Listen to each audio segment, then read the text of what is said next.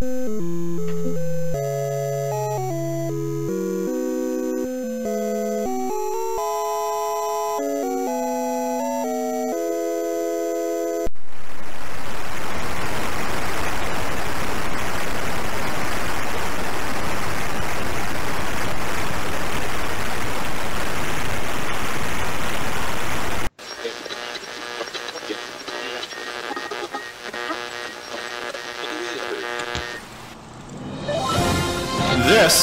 is Cocoa Talk, the nation's leading live talk show featuring the Tandy color computer. With your host, Mr. Gameplay Goodness himself, Stevie Stroud.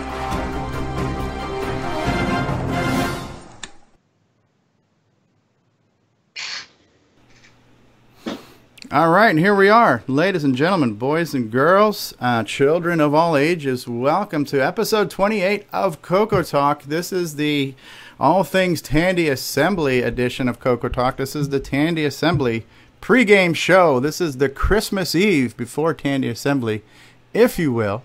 And we're actually very honored to have with us right now two esteemed visitors. Number one, we need to order them in order of significance. So first and foremost, we have David Ladd, podcasting celebrity who just appeared on the Cocoa Crew podcast. So welcome, David Ladd. Hello. You honor us with your presence, sir. The elevation of our show has been lifted to a whole new level, so thank you so much for that. And then, of course, we have the godfather of all things retro, Mr. John Linville, is with us as well, host of the Cocoa Crew podcast, one of the founders of Tandy Assembly, host of Retro Challenge, just all-around good-looking guy. I'm not sure if your mic is on or if you're just holding it all back there, John, but welcome to the show. Hello. Hello. And then the rest of the room here we'll just go around the room here. Wearing a very lovely royal blue Cocoa Talk t-shirt, we have Mark Overholzer. No shameful plug there. Richard Lorbieski of Boyson Tech is with us. And Grant Leety is with us. We have Bill Noble A. We have L. Curtis Boyle. We have Ron Delvaux.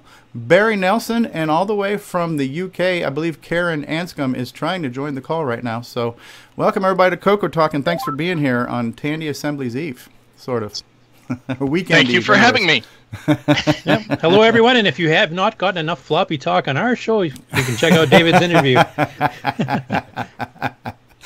I got to say, it was an incredible segment, because even though I've heard David speak to this at length more than once, hearing it again, it actually was enjoyable. I mean, I'm not even saying that to be sarcastic. It was a very enjoyable segment. So great job on the Cocoa Crew, and great job on David Ladd. And thanks for showcasing David, giving him some of the proper recognition he deserves.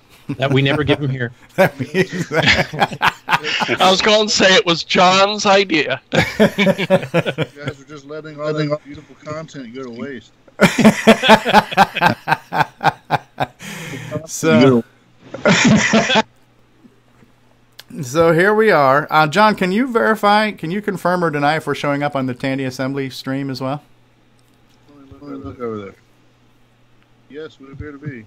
Okay, good. So we are multicasting right now, also on the Tandy Assembly YouTube channel. There is a link to that channel in the description of this live stream. So next weekend, Cocoa Talk will not be airing in its regular format or at its regular time, but we will be streaming all of the events directly from the Tandy Assembly speaking area, the speakers area, the stage, whatever you want to call it, presentation forum.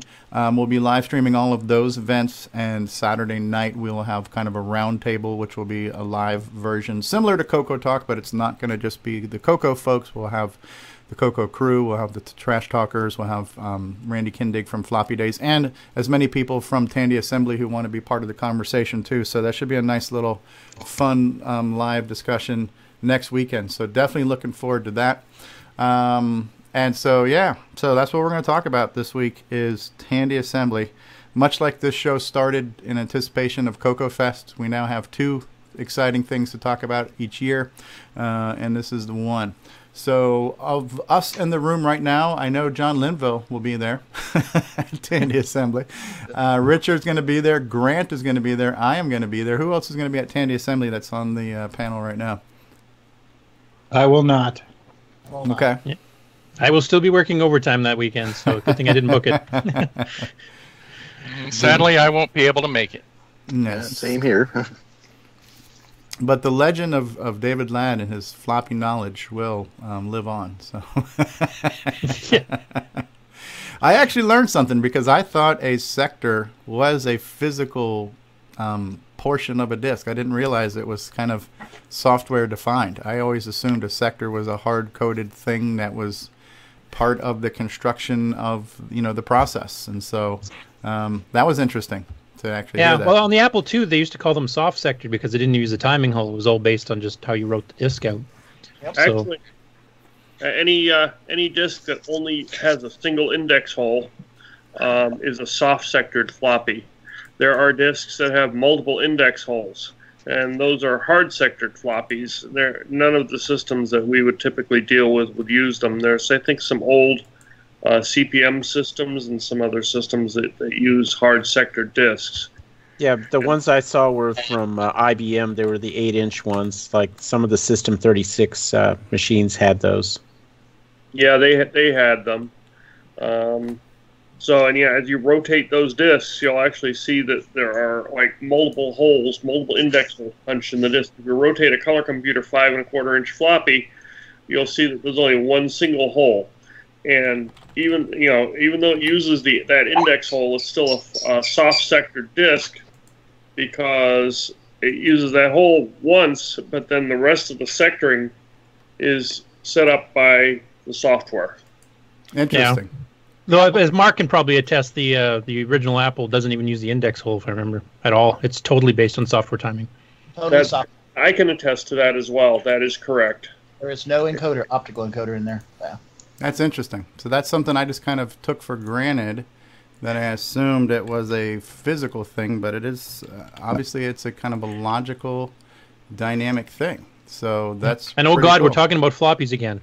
Yeah. Well, listen. Yeah, That's, and the other handy thing is that that's why those double-sided punches worked so well for the Apples, but the IBM compatibles to make a flippy, you had to go through the pain in the rump part of adding that extra punch through the shielding of the floppy so that the index could be read. Yep. that is interesting. Yeah, the Apples just required a right enable notch on the other side of the disk. Yeah. But a color computer, you can make a flippy, but you have to punch the right notch, and you have to punch another index hole read on the other side. Even on though both sides. Soft sector floppy, it still uses that one index pulse per rotation. That would be on the left side of Ron's head there. And yeah, that's cool. Retro Innovations, Jim Brain says that North Star used a 10 sector hard sector. Sadly, save them if you find them. You can't buy them anymore. So yeah. So floppy talk's been a big thing, and it's sweeping the nation. And if you haven't gotten floppy fever, go out and get yourself some today. It's just about ready to become its own spin-off show, I think. Well, we are working on that. I'm in talks with David Ladd, but since he is courting some of the more elite shows on the podcast networks now, his asking price has gone up considerably. Yeah, I've seen his new rider there. All the stuff he wants in his dressing room is just insane. Remove the brown M&Ms and 72 virgins and all kinds of stuff this guy's asking for now. So. Custom 8-inch floppy drive, all kinds of things. So I heard a very interesting comparison recently when I was listening to the TRS-80 Trash Talk. And so when they mentioned Cocoa Talk, there was a really interesting analogy there where the Cocoa Crew podcast was much like a news magazine, and Cocoa Talk is very similar to The View. And so I thought that was... Which one of us is Whoopi? Yeah. Well, it's obviously not David Ladd. So that was good timing, Steve. You did that right when Curtis was taking a drink. I saw him almost lose it. And and a better analogy too, at least for the Coco Crew side, was when Boise kind of referred to them as the NPR of podcasting, which is great. Great analogy, and I've heard and rightfully so. The Coco Crew is synonymous with like the Rainbow magazine, but even when there was a rainbow, there were other magazines. So we can be one of the other magazines. One of the will be the National Enquirer of of color computer information. This week we saw Bigfoot flying a UFO. Yeah, they have a much more structured format than This is all free form and just talk. You actually prepare for shows, that kind of stuff. Yeah. To have a subject list. Show we notes. just can't be bothered. Yes. Imagine that. Yes. There's Karen. Welcome, Karen. Hey. So let's now that we've kind of introduced everybody here, let's do a brief. I want to do a quick feedback and look at what has happened in our world this past week here. So let's look at some feedback that we've received recently on some of the videos, and so. This person here has commented on a couple of Coco Talk episodes now. His name is Dan Yalty. And on episode 19, where we were talking about Coco hardware, he was saying, great computer back in the day, too bad, rest in peace, Radio Shack. It says Raspberry Pi is good to run an emulator. I think an emulator is a better way to go. New hardware cost-wise isn't so good, my 2 cents anyways. And then later on, he was responding to another video talking about FPGA boards, and he's posting a link here which I haven't had a chance to look at yet, but he also has some more thoughts here on making a new Coco. He says, in order to make a true Coco 4, I think we need to move beyond 8 bits, even if it's just the 16 bits. Doing it in emulation makes more sense. We could emulate something like a 68,000 series is what he's saying here. Higher video modes. Someone does not step up and make it happen soon, it never will. So he may or may not be aware of some of the multiple projects that are already going on with lots of different Coco hardware. Now, as far as last week's episode, which I really enjoyed, Ease of Use, we've gotten 112 views, and that's a little bit lower than we usually get, but also bear in mind we're on a new channel now. So Evan Wright has joined us. Hey, Evan, how are you? And so we're broadcasting on a new channel, and I don't know that everybody knows to go here to get the replays, and it is what it is, right? As far as downloads right now, this is a nice new milestone now, 1,700 downloads and change we've reached on the audio versions, and this is what I find to be interesting, is what is our most listened to episodes right now. Actually, Oz K-Fest is our most downloaded episode. Episode 26 coming in at number 2. Nick Marentis, Popstar Pilot. Look at this. Floppy Talk is number 4. Floppy Talk episode is in the top 4. And that's only going to go up now after the Coco Crew. Exactly. Yes, I'm going to say his asking price is gone up considerably. So a little bit of feedback from around the web there.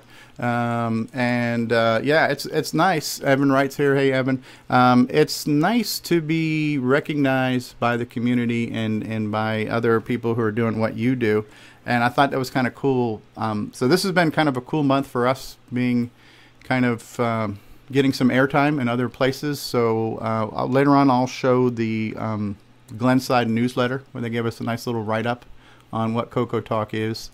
We were mentioned in the Trash Talk because we are going to be part of Tandy Assembly, so it's kind of be nice to be mentioned and to be, I guess, validated is a good word. I think John Linville's been very kind to give us some validation, and I liked the host discussion where they said, "Okay, well, how does the Coco Crew feel about Coco Talk?"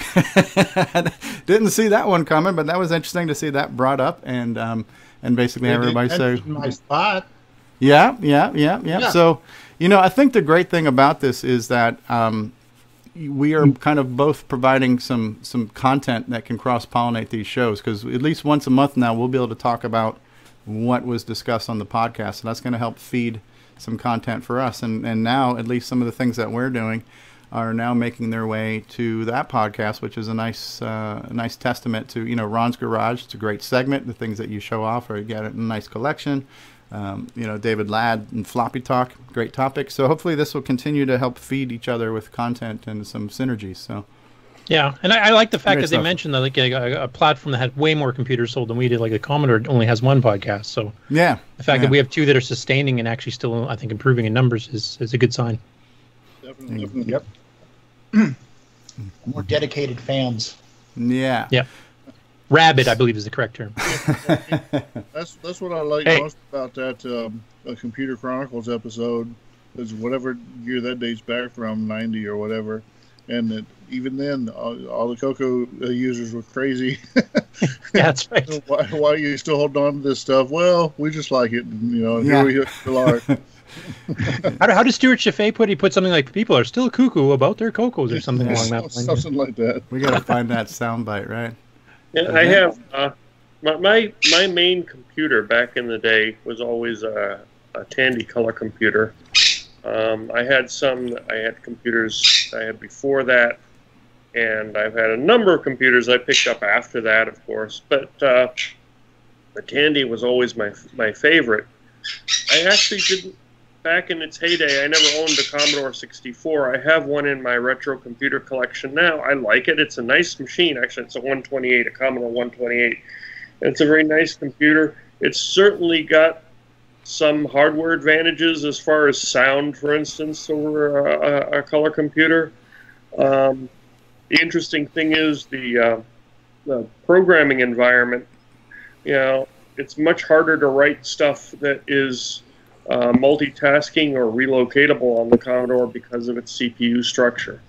So, and each of the machines I've got in my retro collection has its things that it does well and other things it doesn't do so well. Mm-hmm.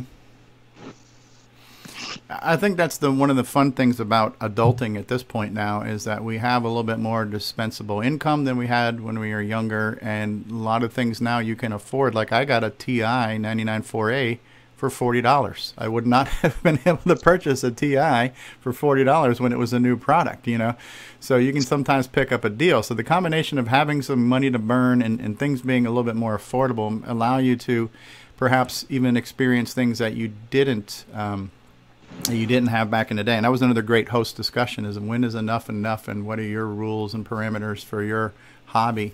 And it can get out of control very easily. I have three things that help me. I have a financial limitation, I have a space limitation, and I have a wife. And between those three factors here, it definitely keeps things in check. So it's a fun thing to do. Everybody's going to consume the hobby the way that works for them. Some people will run an emulator. Some people will want to have real hardware. And how you do it's kind of up to you. The one thing you learn, because you can look at anybody on any retro group, you're never going to have the most toys, because somebody else is going to post up a photo of their wall of cartridges and new in-box collections, and everybody's got a bigger, better museum than the next person. So to think you're going to have the most toys, it's kind of unrealistic. So it shouldn't be a pissing contest. It should just be your thing that you do however you're able to do it, Yeah, and I remember like Marty Goodman had multiple storage sheds all over his property loaded with Coco stuff back in the day. So, I have certain machines I'm not really interested in for various reasons. I'm almost not interested in some of the other Tandys because there are limitations with their graphics. It's black and white, and the games and stuff that were produced on them. There's no color. There's the very, very blocky, very low resolution graphics. So, to date, I have not added any of the other TRS-80s to my collection.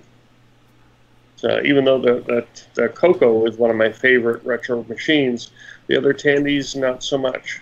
Are you talking about like a Model 134 type thing? Yeah, I certainly used them back in the day. I never actually owned one. It was always a friend's or the one at the store or whatever. But yeah, Model 1, 3, and 4 series.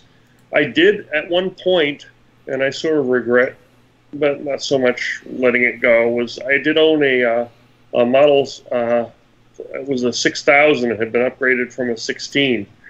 and I actually used to run a bulletin board on it at one point. It was running the Xenix operating system, which was Unix. Unix. That thing was a beast. Yeah, that was a dual CPU too, wasn't it? A Z80 and a 68000. Yeah, it primarily used its 68,000 CPU in the mode where I was running it, which was running the Xenix SCO Xenix OS. Yeah, and the Z80 was basically an I/O coprocessor at that point. Yeah.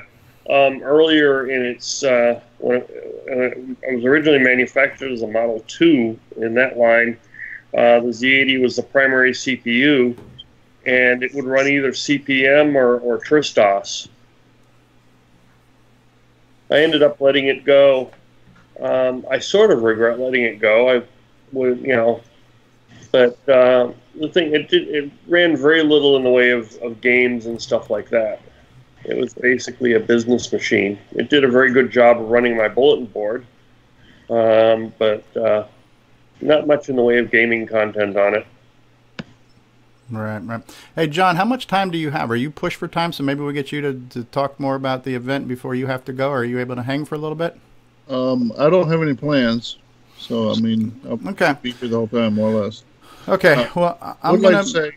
Go ahead, just insert there, if you want to learn more about the Tandy 6000 Xenix, Peter Satinsky will have a display of that and next week at this time at Tandy Assembly. So come on out. Yeah, I've gleaned a little knowledge by listening to the Trash Talkers. It is interesting. He's a good resource, for knowledge and experience and dedication to those systems, especially the 2000s and the 16, I think, and what is the Model 2 and the Model 16. He's an advocate. Yeah, Model 12 machines. was in there too, if I remember. Yeah, a mini version. Well, it was like more the follow-on to the 2, I guess. And then you could turn the 12 into a 16. And I can't tell you the real difference between the 16 and the 6000 other than the labels on the outside. But it's a bigger number. They could charge more. Yeah. All right. Well, we're going to run a commercial, and in this episode, we're going to be running a lot of spots for Tandy Assembly too. We're going to be running spots for all the people who are sponsoring Tandy Assembly. So every time we take a commercial break, it will have not only my annoying plug, but we're going to have a little sponsor thank you plug and a little Tandy Assembly video as well. So let's go ahead and do that, and we'll be back in just a minute, folks. Talk for being a Tandy Assembly sponsor. Tandy Assembly would like to thank our sponsor, Retro Innovations. Retro Innovations is a producer and designer of Tandy color computer and general system products. Producer of the Coco Flash Multi-ROM Emulator. The Coco Flash offers 8 megabytes of ROM storage and supports large ROM images. It also includes a built-in Orchestra 90 compatible music synthesizer. For more details on this product and others, visit www.goforretro.com. That's www.go4retro.com. Thank you, Retro Innovations, for being a Tandy Assembly sponsor. Hello, this is David Ladd, and you're watching Original Gamer Stevie Stroh. What's going on, everybody? Original Gamer Stevie Stroh here, and when you are done with Coco Talk, why not head on over to my YouTube channel and get your share of gameplay goodness. There you will find everything from the old school to the next gen. There are video game reviews, interviews, how-tos, and replays of Coco Talk. So for all of your video game needs on YouTube, head on over to youtube.com/OG Stevie Stroh for your share of gameplay goodness today. Radio Shack's store-wide manager's red tag sale is on now. We've slashed prices 20%, 30%, 40%, 50%. Save on famous Radio Shack hi-fi, car stereo, radios, toys, TV games, calculators, walkie-talkies, and CB radios. Look for the big red tag. Save like never before on these and literally hundreds of red tag specials. Hurry into Radio Shack today. Every journey begins with a single step. Whether you bought it or inherited it, you'll always remember your first computer. The sense of wonder, the challenge, the excitement, the sense of accomplishment. For millions of people, that first computer was a Tandy computer from Radio Shack. Something new is coming. Introducing Tandy Assembly, the first gathering of its kind specifically for Tandy and Radio Shack computers. From the pocket computer to the Tandy 6000 and everything in between.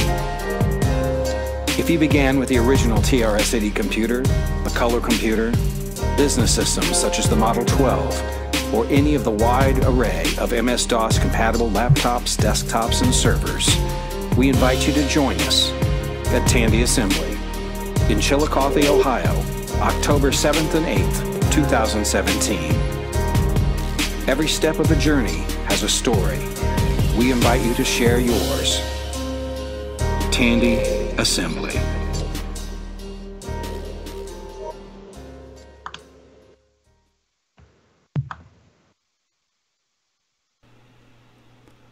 I tell you what, that Myro is one talented mofo because everything he produces is just pure gold. And I got chills. Watching that gave me chills. It kind of is like, you know, the eve before Cocoa Fest is kind of like Christmas Eve, and now before Tandy Assembly, we've got that Christmas Eve feeling all over again. It's pretty cool. It's a chance to get together with your fellow freaks and fly your freak flag, you know. Oh, speaking of freaks, Simon Jonason has joined us. What a segue. Hey, Simon, the madman is here. All the way Could from someone fix my Facebook, please? I'm kind of getting moderated. A commercial there for a contemporary product, which was Retro Innovations, and it's Cocoa Flash. That's interesting. So, some of the software development, actually most of the software development for that with Jim, and it's a nice companion to, if you have a Cocoa SDC. It basically does for ROM images what the Cocoa SDC does for floppies. Gotcha. Yeah, and I know you have spoken about it before, and we should probably try to do a proper demonstration of that sometime. Maybe if I see you out at an event again, we can record a video or we'll do a Skype thing. But yeah, it'd be great to properly demonstrate what the Cocoa Flash can do, what it looks like, and how to load some of your own content onto. Nothing, you might already have all those videos out there, but yeah, it'd probably be good to maybe show those off one time.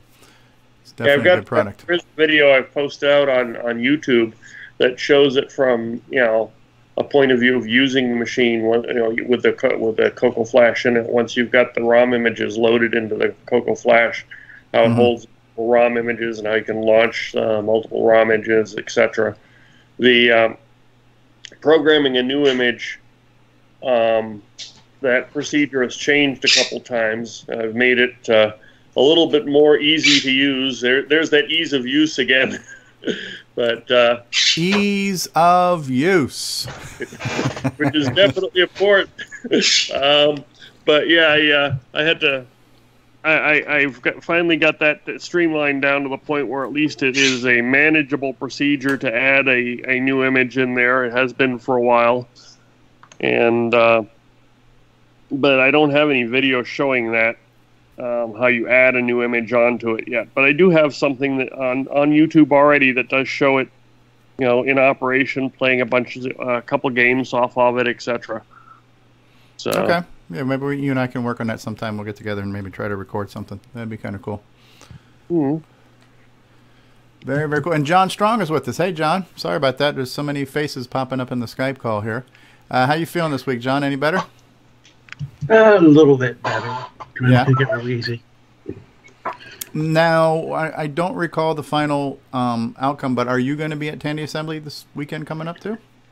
No, I'm not. Okay. Yeah, I've got a sister getting married, so right. If I'm up to going anywhere, I have to do that. Right. I wish we had one of these assemblies for retro computers that's a little bit closer to my home state of Florida. Yeah, well, we talked about that, and that might be something we could do, like a Florida fest or a Florida assembly at some point in time. We could definitely probably fill a Chuck E. Cheese or Steak and Shake or something, you know. If only Florida was a large U.S. state. That wasn't about to wash away. Well, there is that. Right. We need to make sure that if we schedule any meeting for Florida, we don't do it during hurricane season. Yeah, right. Right. Yeah, and then Bruce, Bill, and I have to organize a Western Canada one too. Yeah, right. Might just be the three of us sitting in a field somewhere. Well, we might be able to get Neil in it. I would suggest that if we do a Florida meeting, that we do it in the winter for two reasons. One, in the winter is not hurricane season, and it's basically, it's not rainy. We have good sunny weather, etc. And we'll probably attract a lot of people to come down to that meeting just because of the weather. Yeah. Yeah, that's where the snowbirds come to Florida in the winter, because our winters get to sometimes a brisk 70 degrees. Well, we can do it in California, too. Yeah, right. Yeah, that might be something. It would probably end up, because of the size, it would probably be more like a club meeting than a festival, but still, that wouldn't be bad, just a little Florida gathering. It could be done. Vince Tran is close to me. He's about a half hour from me. You are down south. There's a couple people down south. There's a bunch of people up north. Michael Brandt is up there. John T. Robbs is up north. But yeah, off the top of my head, there's at least a half a dozen of us that I kind of know by name, and I'm sure there might be a few more. And so that would be kind of interesting. The thing that always crosses my mind when you're going to do something like a Cocoa Fest or Tandy Assembly is what is being done to leverage local marketing, like newspapers and for Craigslist or bulletin boards or libraries or anything else to kind of promote the fact that, hey, we have this weekend festival. Because I always know about when there's a Renaissance festival. I know when there's going to be a pirate festival or an art show. And so I always know when there's going to be something going on, and any surrounding community within 100 miles from where I'm at, because these people kind of manage to promote the fact they're doing this. And it'd be interesting to see how that can apply to these events, Put something in the paper for the old folks that read it. Yeah. So in the past few days or past week or so, Randy Kindig, I know, spent some time listing the event in some Craigslist for some of the surrounding towns like Columbus and Dayton or whatever. And I'm pretty sure he also has gotten them listed in some of the event sections of some of the local papers. That's all pretty recent, so it probably could have been a little earlier, but there is some effort there to at least get the word out that something's coming. So. Right.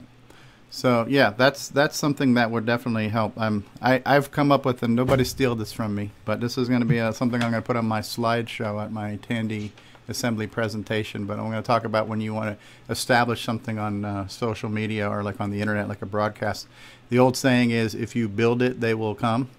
But if you spam the hell out of it, you greatly increase your odds. So, very true.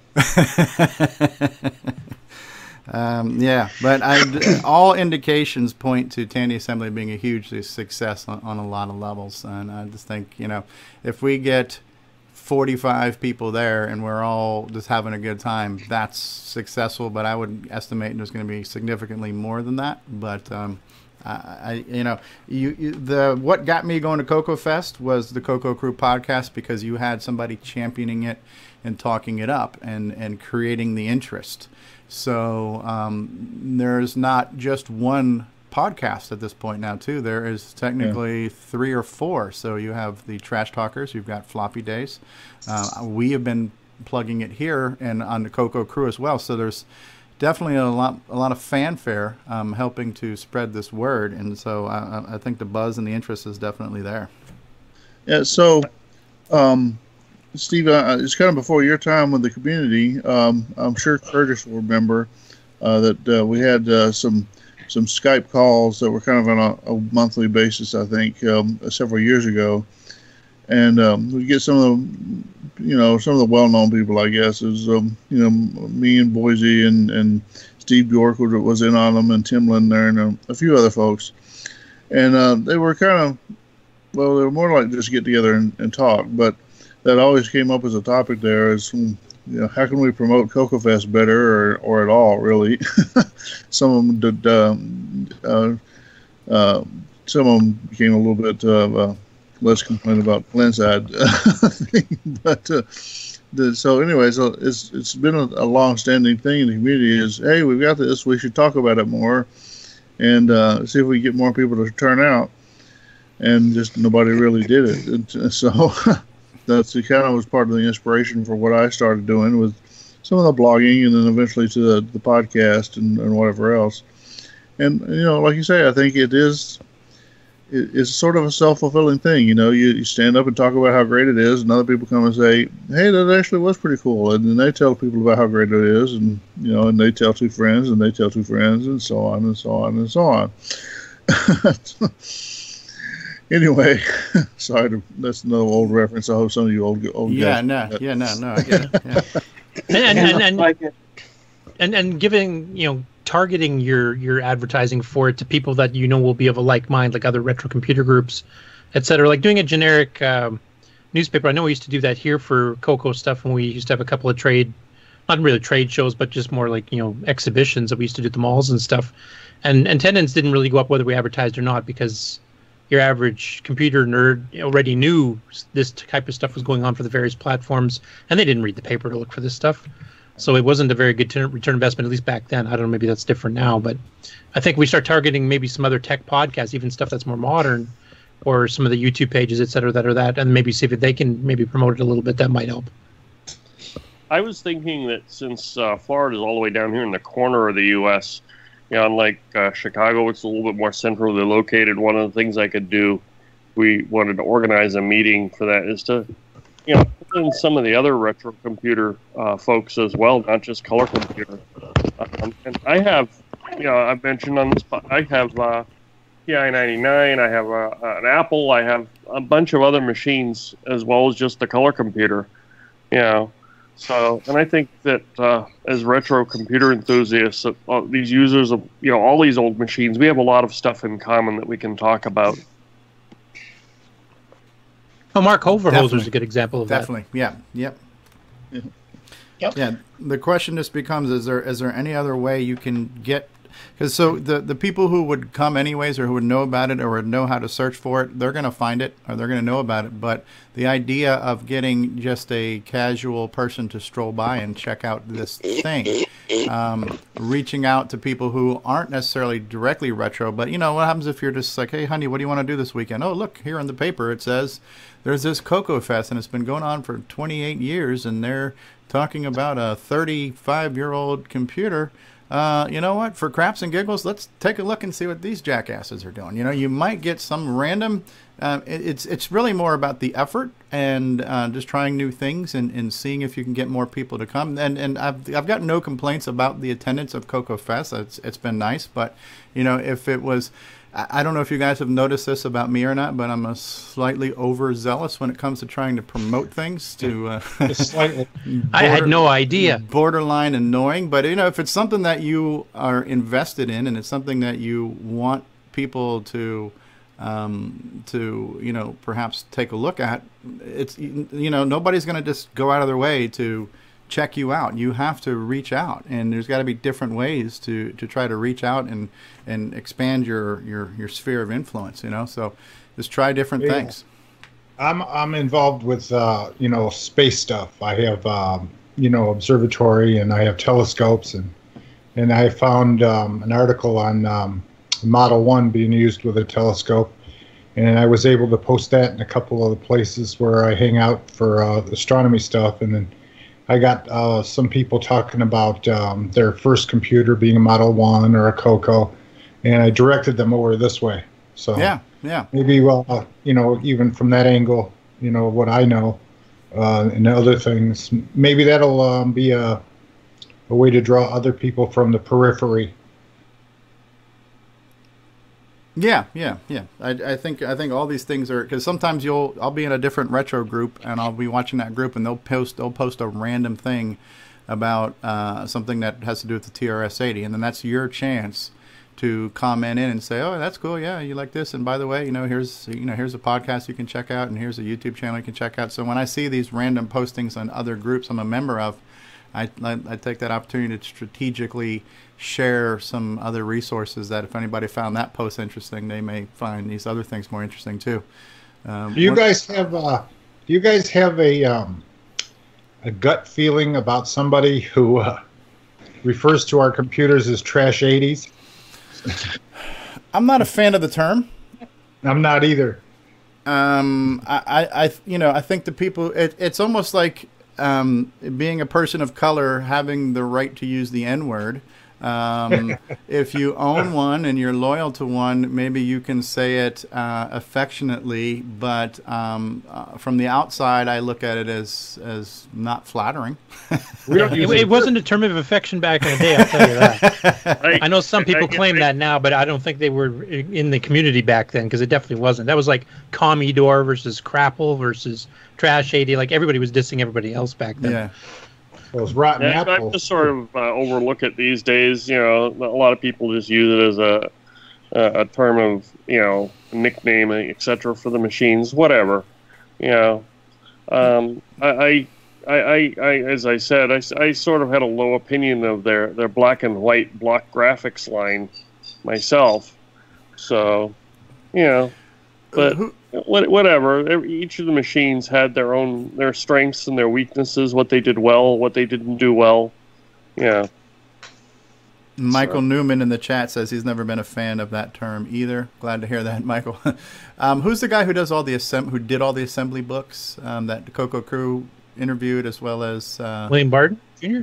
Lance Leventhal. Lance Leventhal. So Lance Leventhal, who did all the assembly books, he was recently on the Antic podcast too, and they asked him, what's your favorite system? He goes, oh, it'd have to be the Trash 80. And he just kind of casually referred to it as that, because I guess that was just what he was used to calling it back then, or used to hearing it back then. So obviously he wasn't meaning to disparage the system, because he said it was one of his favorites, but he called it the Trash 80, Yeah, and that's why I've seen that a lot. And that's, I don't use the term myself typically to refer to the machine generally, but yeah, I've seen it used a lot by people just casually to refer to that general line of computers. So I don't give it a lot of thought. Yeah.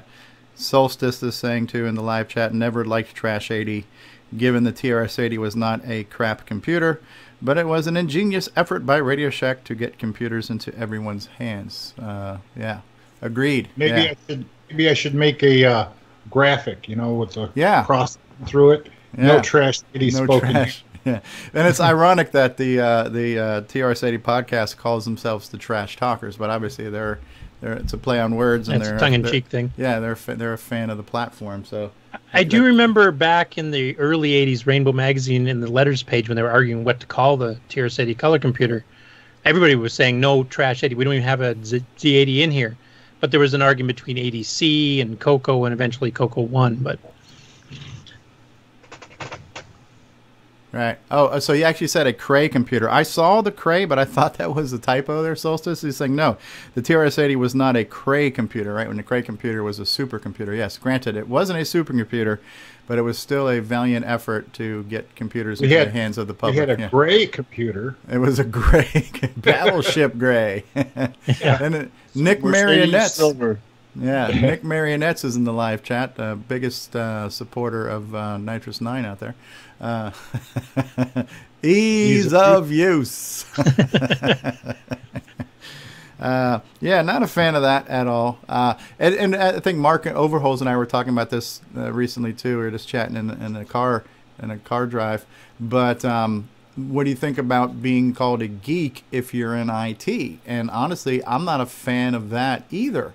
Whereas, Best Buy tried to hipsterize the term Geek Squad to make geek chic.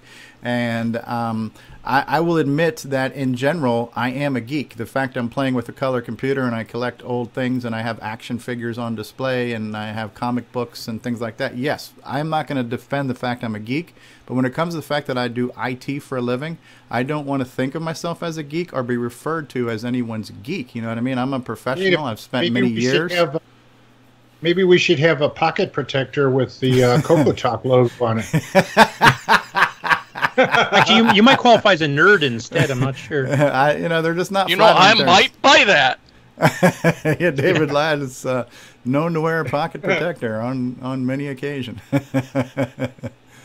So, yeah, geek I'm a bit better with though, because even Bill Gates has referred to us as a collective group as geeks, and the famous geeks are going to take over the world, which has pretty well already happened. So right. For me, that's almost a badge of honor at this point. Yeah, I still take umbrage with it to steal more lines from John Linville. So, so my wife and kids are always surprised whenever there's somebody who would fit the geek model, a typical IT guy or whatever, that isn't totally enthusiastic about retro computers. So they refer to Coco Fest as a geek fest or a nerd fest or whatever. And so they expect just typical nerds or geeks or whatever to be there. And I always say, no, we are definitely a very special breed of geeks. We're like a subspecies. Exactly. The upper echelon of geek elite. But I listen to other podcasts like Current Geek, which is, they totally go for the geek label and the nerd label. In fact, they differentiate what's the difference between them and all this. And they cover geek culture every week on a podcast. So the interesting thing is, when I took the job as IT manager up here in Michigan at a facility, my wife's family is not very technical. They wasn't understanding what I was going to be doing, and my explanation to get them to clue in was chief geek. Right. Chief Geek, right? Chief Geek and bottle washer. Now, Nick Marionettes, who's not joining us in Skype, I'm not sure why. I know Nick Marionettes is in the middle of downsizing his house. But, Nick, in case you haven't learned, David Ladd has been interviewed by the Coco Crew podcast, so we can no longer make fun of him on his show. We must give him the proper respect that he deserves. So we cannot include or even mention David Ladd as we're joking about the term geek here right now. He is Sir David Ladd. By the way, Dave, your check has been returned by the bank. So. Hey, are any of you guys a member of the Computer Enthusiast Master Race? Yes. Yeah, that's a Facebook group. Yeah, I find it funny. I find because that's a long running pissing contest between PC and console. So the people they have 51,000 members. Yeah, they're a big group. So that is, so what's happening now is that there are just different ways for you to kind of spray your testosterone and mark different territories. So these guys want to have the biggest, bestest rig. So I've got the latest i7 processor, and I've got the 4-channel NVIDIA GTX 1080 Ti x4 with liquid cooling, and I've got LEDs in my case, and I've got, it's like the Tim the Tool Man, so it's everybody's trying to see who can bark the loudest, and so these guys consider themselves the master race of owning computers, Has anybody put LEDs in their Cocos yet?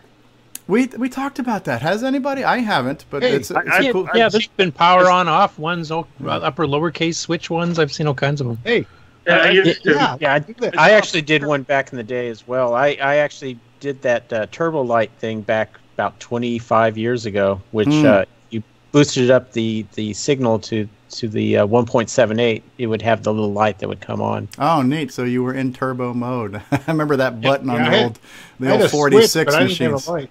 Yeah. I actually sold a little board. I remember seeing that little project, and I also saw there was one that somebody did. They actually put some cool, I think, bluish LEDs inside their color computer case that lit up through the heat vents, which was interesting to look at. It was an interesting visual effect. I sold a board years ago that you could clip onto your CPU, and it decoded some of the signals inside, so it showed when it was halt in different modes. And it went through the heat vent on the Coco 3, and it was sized, you just pressed it in. clip them to the right pins on your CPU. Yeah, I remember on the Coco One, like a lot of people drilled a hole in the 4K, 16K, 32K badge, and that's where they put their power on/off indicator light. Interesting. Well, for that, because that doesn't have to do too much defacing of the case at that point, right? Yeah. Karen is in the text chat too. I guess we lost him on the live chat, but he said that amazing how many people are geeks now that would probably have been using the word with its original intent in the day. Now, for those of you not aware of the origin of the term geek, back in the days of the circus sideshow freaks, the geek was the guy who would bite the head off of a live chicken. That's where the term geek came from. Now that's a rock star. But. And, that's an Alice Cooper or Ozzy Osbourne concert, right? So Osbourne. Cooper, So I don't think. Yeah.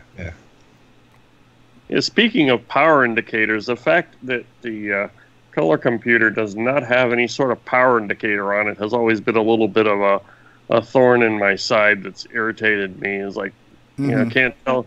And to this day, it annoys me. I can't tell if I accidentally left the darn thing on. I've done that too, because my Coco 3 is right in front of my keyboard here. It's under a little shelf, and sometimes I'll reach in there to get something. I'm like, man, it's hot in here. Oh, I left my Coco on. So it's just... Which is not good for the machine either. Not necessarily. Well, you could use a master switch system like I have.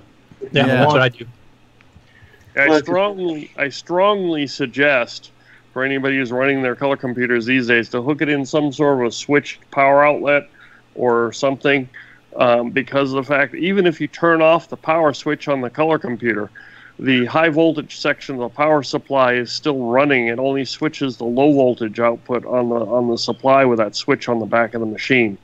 So you're constantly running that transformer in the back, even if you turn the machine off, if it's still plugged into power. Mm-hmm. Gotcha. Good tip. One of the changes I did to the MPI that I recently got was to upgrade it to Coco 3, but also while I was doing it, it now has a power-on LED that goes for the heat vent. Very cool. All right, let's run some more spots for Tandy Assembly sponsors. Maybe another Tandy Assembly promo here. And then since we still have John, maybe we can go ahead and go over the Tandy Assembly website like we typically do later on in the show, and look at the all of our different speaker lineups and our presenters and things like that. So hold that thought, folks. It's time for another Tandy Assembly sponsor recognition here. Be right back. Tandy Assembly would like to thank our sponsor, SIDTRUG, the Sydney TRS-80 MS-DOS Users Group, a group of computer enthusiasts meeting on a regular basis to discuss hardware and software issues. Their origins are with the Tandy TRS-80 and compatible System 80 range of computers. SIDTRUG meets at Regents Park Community Centre Hall, 1 Amy Street, Regents Park, New South Wales 2143. For more details about SIDTRUG, visit sidtrug.org. That's SYDTRUG.org. Thank you to SIDTRUG for being a Tandy Assembly sponsor.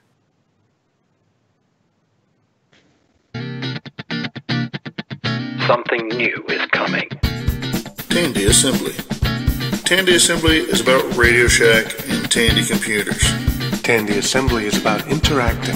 Tandy Assembly is about people. Tandy Assembly is about fun. The first gathering of its kind. Computers of the 70s, 80s, and 90s. All Radio Shack and Tandy makes and models. Join us. Don't miss Tandy Assembly. In Chillicothe, Ohio. October 7th and 8th. Whether you're near or far. Tandy Assembly is for everyone. Visit our webpage at www.tandyassembly.com. Tandy Assembly. Hey, this is Bruce Moore, author of Force of Doom, and you're watching the Original Gamer Stevie Stroke.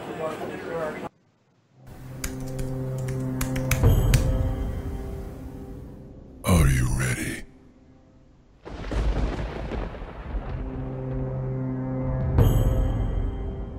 For the Forest of Doom.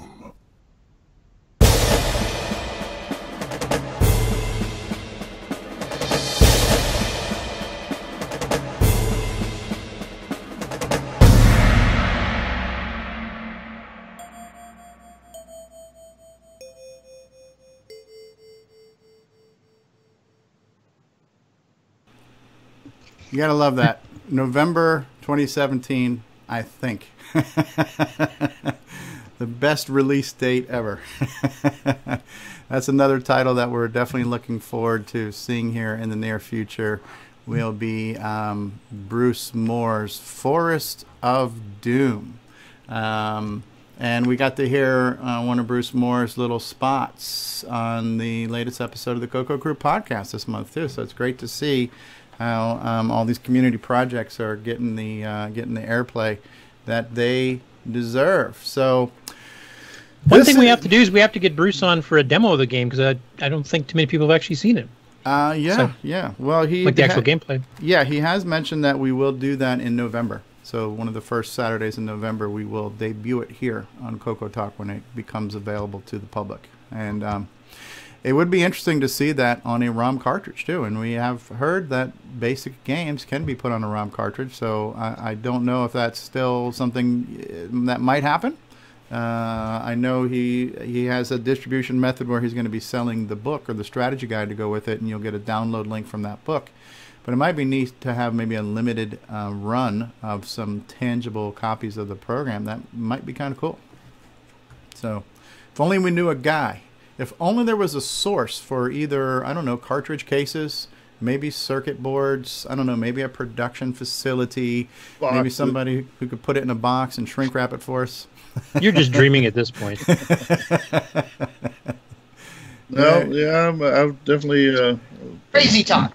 Talked to him about that, but he's got his own plans there with the book and on everything, and you know, it'll just have to work out. I think he's open to the notion of a collector's edition or something like that, but I don't think he wants to think about it until after the November release. So right, yeah.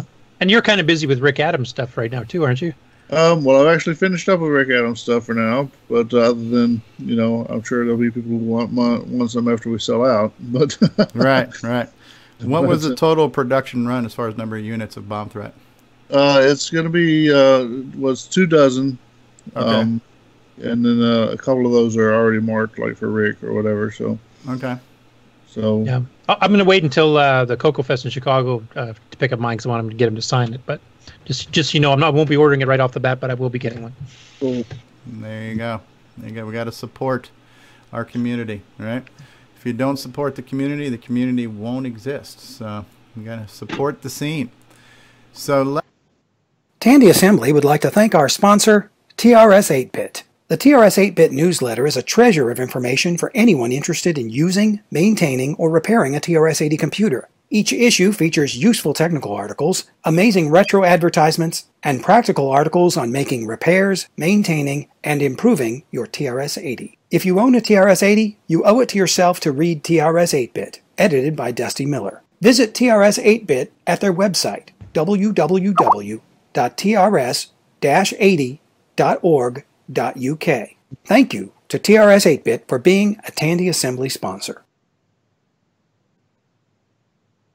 Where do those voices come from? That was my bad because I clicked on the wrong thing. I was trying to go full screen to show off the Tandy Assembly website, and I just ran another Tandy Assembly sponsor spot, and that's fine. We want to thank all the sponsors of Tandy Assembly.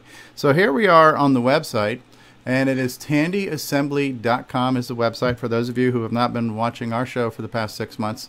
And it is a lovely looking website, and as you can see here by this little carousel of imagery scrolling by us here, Tandy was responsible for a plethora of machines, right? A lot of different computers that Tandy made, and pocket computers, mobile computers, the original TRS-80, TRS-80 model 1, 3, 4, 2, 16, 24, 32, 44, hut, right? Color computer 1, 2, and 3. Tandy 1000 through 5000 line. They got into the PC compatible range. So there is no shortage of Tandy systems. And Tandy Fest is a weekend-long retreat where we will all get together and pay homage to these systems. And quick question for John on this. It just kind of struck me here. Does that include the Tandy distributor product stuff like the TDP 100, though that wasn't sold through Tandy? Well, I would think it does. I mean, it's not exactly a formal ticket punch there. I mean, if you bring it, you can show it. But, that's the idea is, anything related to Tandy. Okay. So presumably, if you do bring something that, like if you brought a TDP 100, presumably the point is to tell people about the Coco and its other related machines, right? So. Yeah, because it was a Tandy distributor product, which is what TDP stood for. It just was sold like through RCA stores and whatever else back in the day. So, maybe I will go ahead and bring one just to show off too. So kind of cool. Yeah, so we're not being, the purpose is not to be snobby. It's just to kind of limit the focus, just to bring more people in that are actually kind of related or have a relationship to a common entity or whatever. You were talking earlier, I think it was Barry was talking about maybe he'd started some sort of meetup amongst different kinds of machines, and that's what had occurred to us over time is that inevitably people are going to die off, and and it seems like things will get smaller. Although it seems like in the past couple of years, if anything, the communities have gotten bigger. So we may have been wrong, but that was one thing we were looking for is how do we expand our audience. And how do we do so in a way that we actually like? It's one thing you bring in a bunch of guys that are mini computer specialists or whatever, and I'm sure they'd be great guys, and there'd be some interest there to talk, some common interest there. But I think when we settled on let's find other Tandy folk, it would seem like a good way to really expand the audience and still kind of remain true to our roots. And so it's been real good.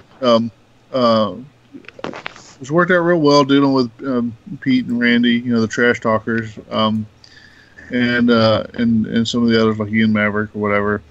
It just seems like a good fit. It's a good match for the community. They have a certain level of interest in our stuff. We have a certain level of interest in their stuff. We all have the same kind of gripes and complaints about Radio Shack from back in the day or whatever, but also the same kind of common memories about crawling through the Radio Shack computer catalog or whatever. So I think it's going to be a good mix of people.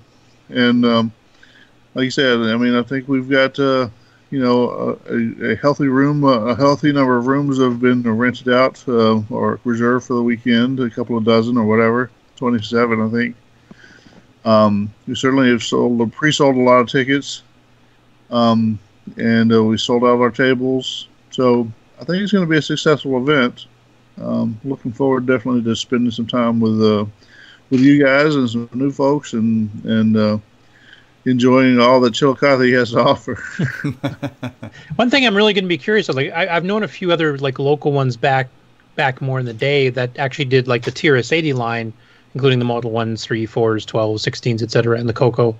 I have not seen anybody try to do the Tandy 1000 line, like the IBM PC compatible, so I'm really interested what the interest and the turnout for that particular side of the Tandy thing is going to be. Yeah, and I'm too. Neil has kind of reached out that way a bit. He's got a display with some Tandy 1000 stuff. I've reached out a little bit on the Tandy 1000 Yahoo group. We've gotten some response, not a lot, but I think there's a few people that are going to show up. We have the person that you guys have seen on the exhibitor list is going to bring his Tandy 1000, 2000, 3000, 4000, 5000. And so we should have at least some amount of representation of that. But, there were a lot of people who got their start in the PC world on Tandy 1000s. It's an interesting enough machine. It's not exactly a Me Too PC. You know what I mean? Yeah, they have their own special graphics modes, which a lot of the game writers specifically wrote code for, like Sierra, etc. They also had their sound chip built in. They had the DeskMate came with it. The Tandy 2000 actually for its time was quite advanced beyond any of the PCs. So. Yeah, so it's, like I say, if we are going to hook up with a PC crowd, at least it's kind of a quirky PC crowd that we have a connection to, Right. Yeah, they added some extra graphics mode, and they also added some extra sound stuff to some of the machines. The thing is, though, they are essentially the core of them. A lot of the software that people ran on them, etc. They did run PC software. To this day, we're sort of still running the same more overall hardware architecture that those machines were. So, it's a healthy part, a healthy chunk of people that I think can contribute to our community and keep our little event running. Yeah. and I think it'll be good. Yeah, my curiosity on it is basically because I know quite a few people that upgraded to Tandy 1000s and 1200s and whatever else later on, but the rabid fandom part of things I didn't see as much in that group, so I don't know how dedicated the people would be, like some of the Coco and the TRS-80 people are. So I'm really interested just to how that's going to work out. I mean, I don't have any expectations at this point. I'm just kind of curious. Yeah, so my impression is that there actually is kind of a subset of the retro PC gaming community that is kind of dedicated to that Tandy 1000 / PC Junior line of machine, with the graphics modes and such. So it's like there's a little niche there. And I think there's some quirky folks like us that maybe just came into the computer world a little bit later or whatever. I'm hoping some of those weirdos show up and bring their copies of Space Quest or whatever, and who knows, maybe we can sell them some joystick adapters. And I have a trivia question. Sure. What was the earliest PC to emulate a Coco? Jeff Vavasor's. Yeah, exactly. Whatever that was. Yeah, I think it was Jeff's DOS color computer emulator, which I still have a copy of.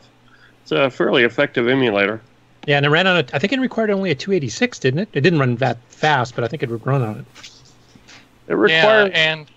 It required a fairly high-end machine to do an effective emulation at 100% speed. Well, the Coco 1 and 2 one didn't as much. The Coco 3 one definitely did. Yeah. So did we get it right, Ron, or are you privy to something that we're not aware of? No, just a question. Oh, okay. It was just a question. It wasn't like you were holding on to some little pearl of wisdom there, huh? No, because I have, a Tandy 1200, and I wonder if that could do it. And then I thought, well, it's only 4 megahertz. Yeah. I think the lowest emulators required a 286 or higher, if I remember. Yeah. Yeah, my second generation computer was, I went through the Coco 1 and 3, and then I evolved into a Tandy 1000 and didn't look back. So the original Tandy 1000 was my first PC. And the thing that attracted me to it was, number one, I was working at Radio Shack at the time, and the graphics and sound it offered were better than the average PC. The IBM CGA graphics were only 4-color. IBM standard speaker music wasn't that good. So to have the 3-voice music, have the 16 colors, have these games like the Sierra Online games, those things were hot commodities. So the King's Quest series was bleeding edge technology with computer graphics and animation and sound for its time. A game like Thexter on the Tandy 1000 was a mind-blowing thing to see on a home computer. So you still have your 1000? No, I don't have any of my original tech anymore. All my stuff now is Oh, Curtis, what kind of mug you got going on there, Curtis? Hold that up for just a second. I don't know. I just grabbed one out of the. I'm a coconut. There, and that is a nice looking mug. Is there any place online where we could possibly grab a? I think there is, and I think they have some metal traveling cups. I'm going to be ordering right after the show because I get a chance to once I finish payroll. So a little shameful plug. Hold it up again. I'm kind of feeling peckishly thirsty here. So.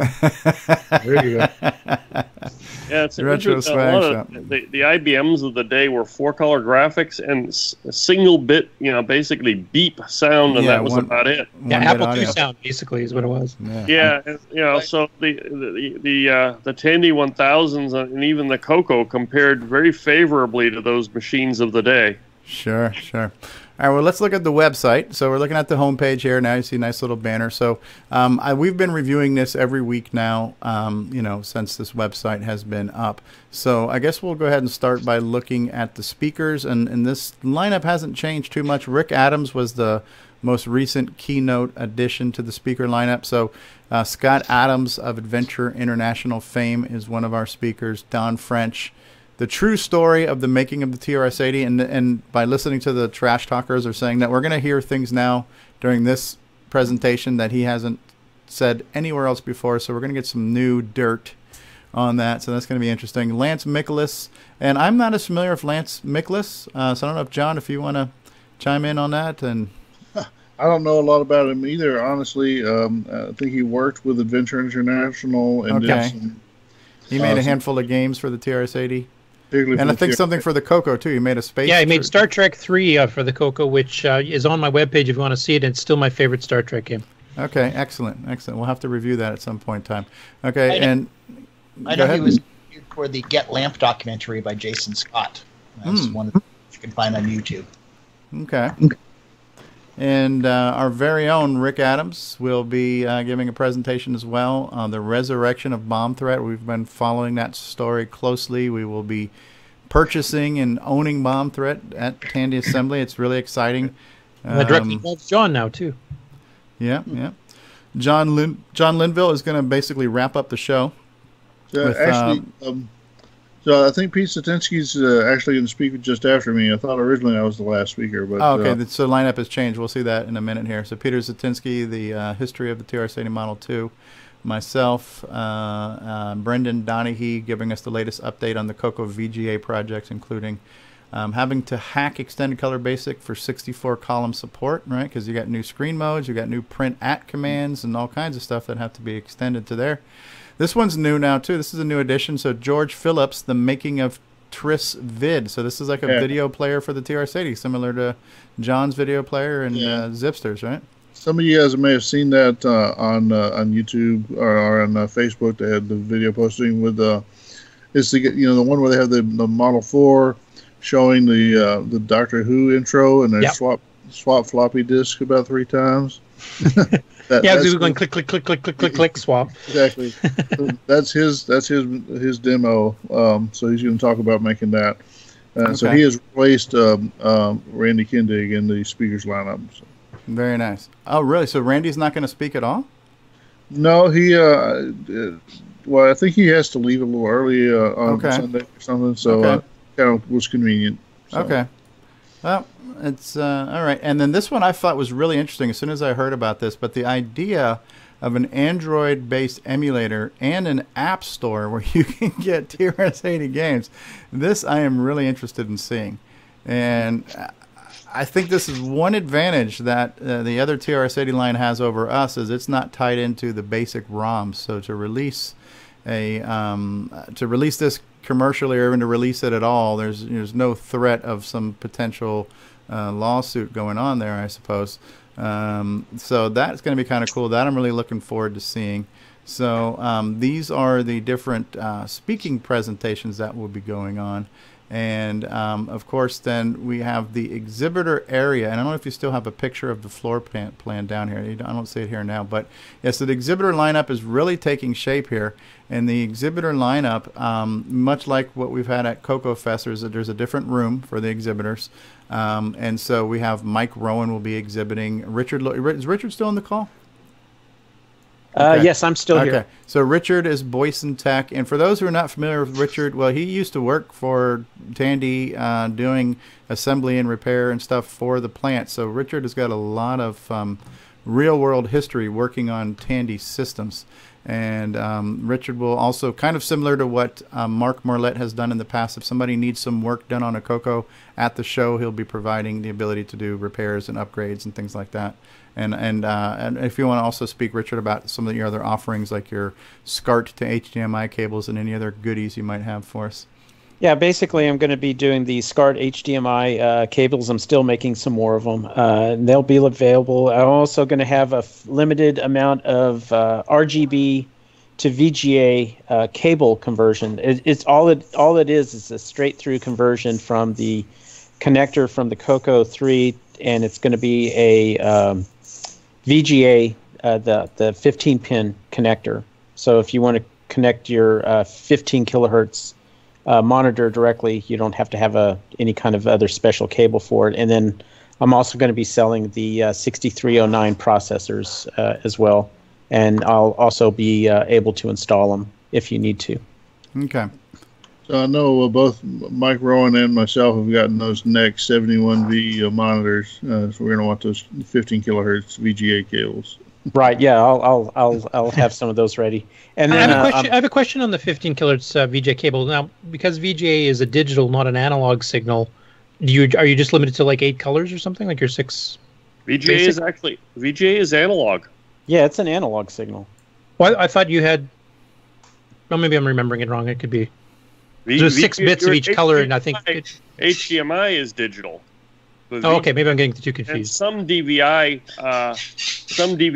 displays are digital, but VGA is definitely analog. Okay, so you get the full 64 colors and everything else. The only thing you wouldn't get, I'm assuming, is the composite artifacting stuff. Right. Yeah. The artifacting, it's just black and white. Okay. Right. So. Yeah, the only way you get artifacting is over the NTSC signal type, and it's actually a function of the way that it decodes that. It's misinterpreting, yeah. Yeah, and also the cable I'm making, that was based on Barry Nelson's design. That it's available on the website. I don't know the exact link, but that's how I got the design. And there's just been a lot of interest in people wanting for those cables, so that's why I started to go ahead and make them. And I'll also have them demonstrate. Thank you for that. Yes. And I'll also have it demonstrate. I'm going to have it hooked through I have an old Pioneer, not console, but a home theater system that has the HDMI input, so then it'll also output to speakers just to demonstrate, you can actually play sound through it as well. Neat. And then I'll also have my entire Coco 1 collection from the Revision C all the way to the F board on display. Neat. Now I wish I could be there, because the C board is one I would really like to see in real life. Never have. All right.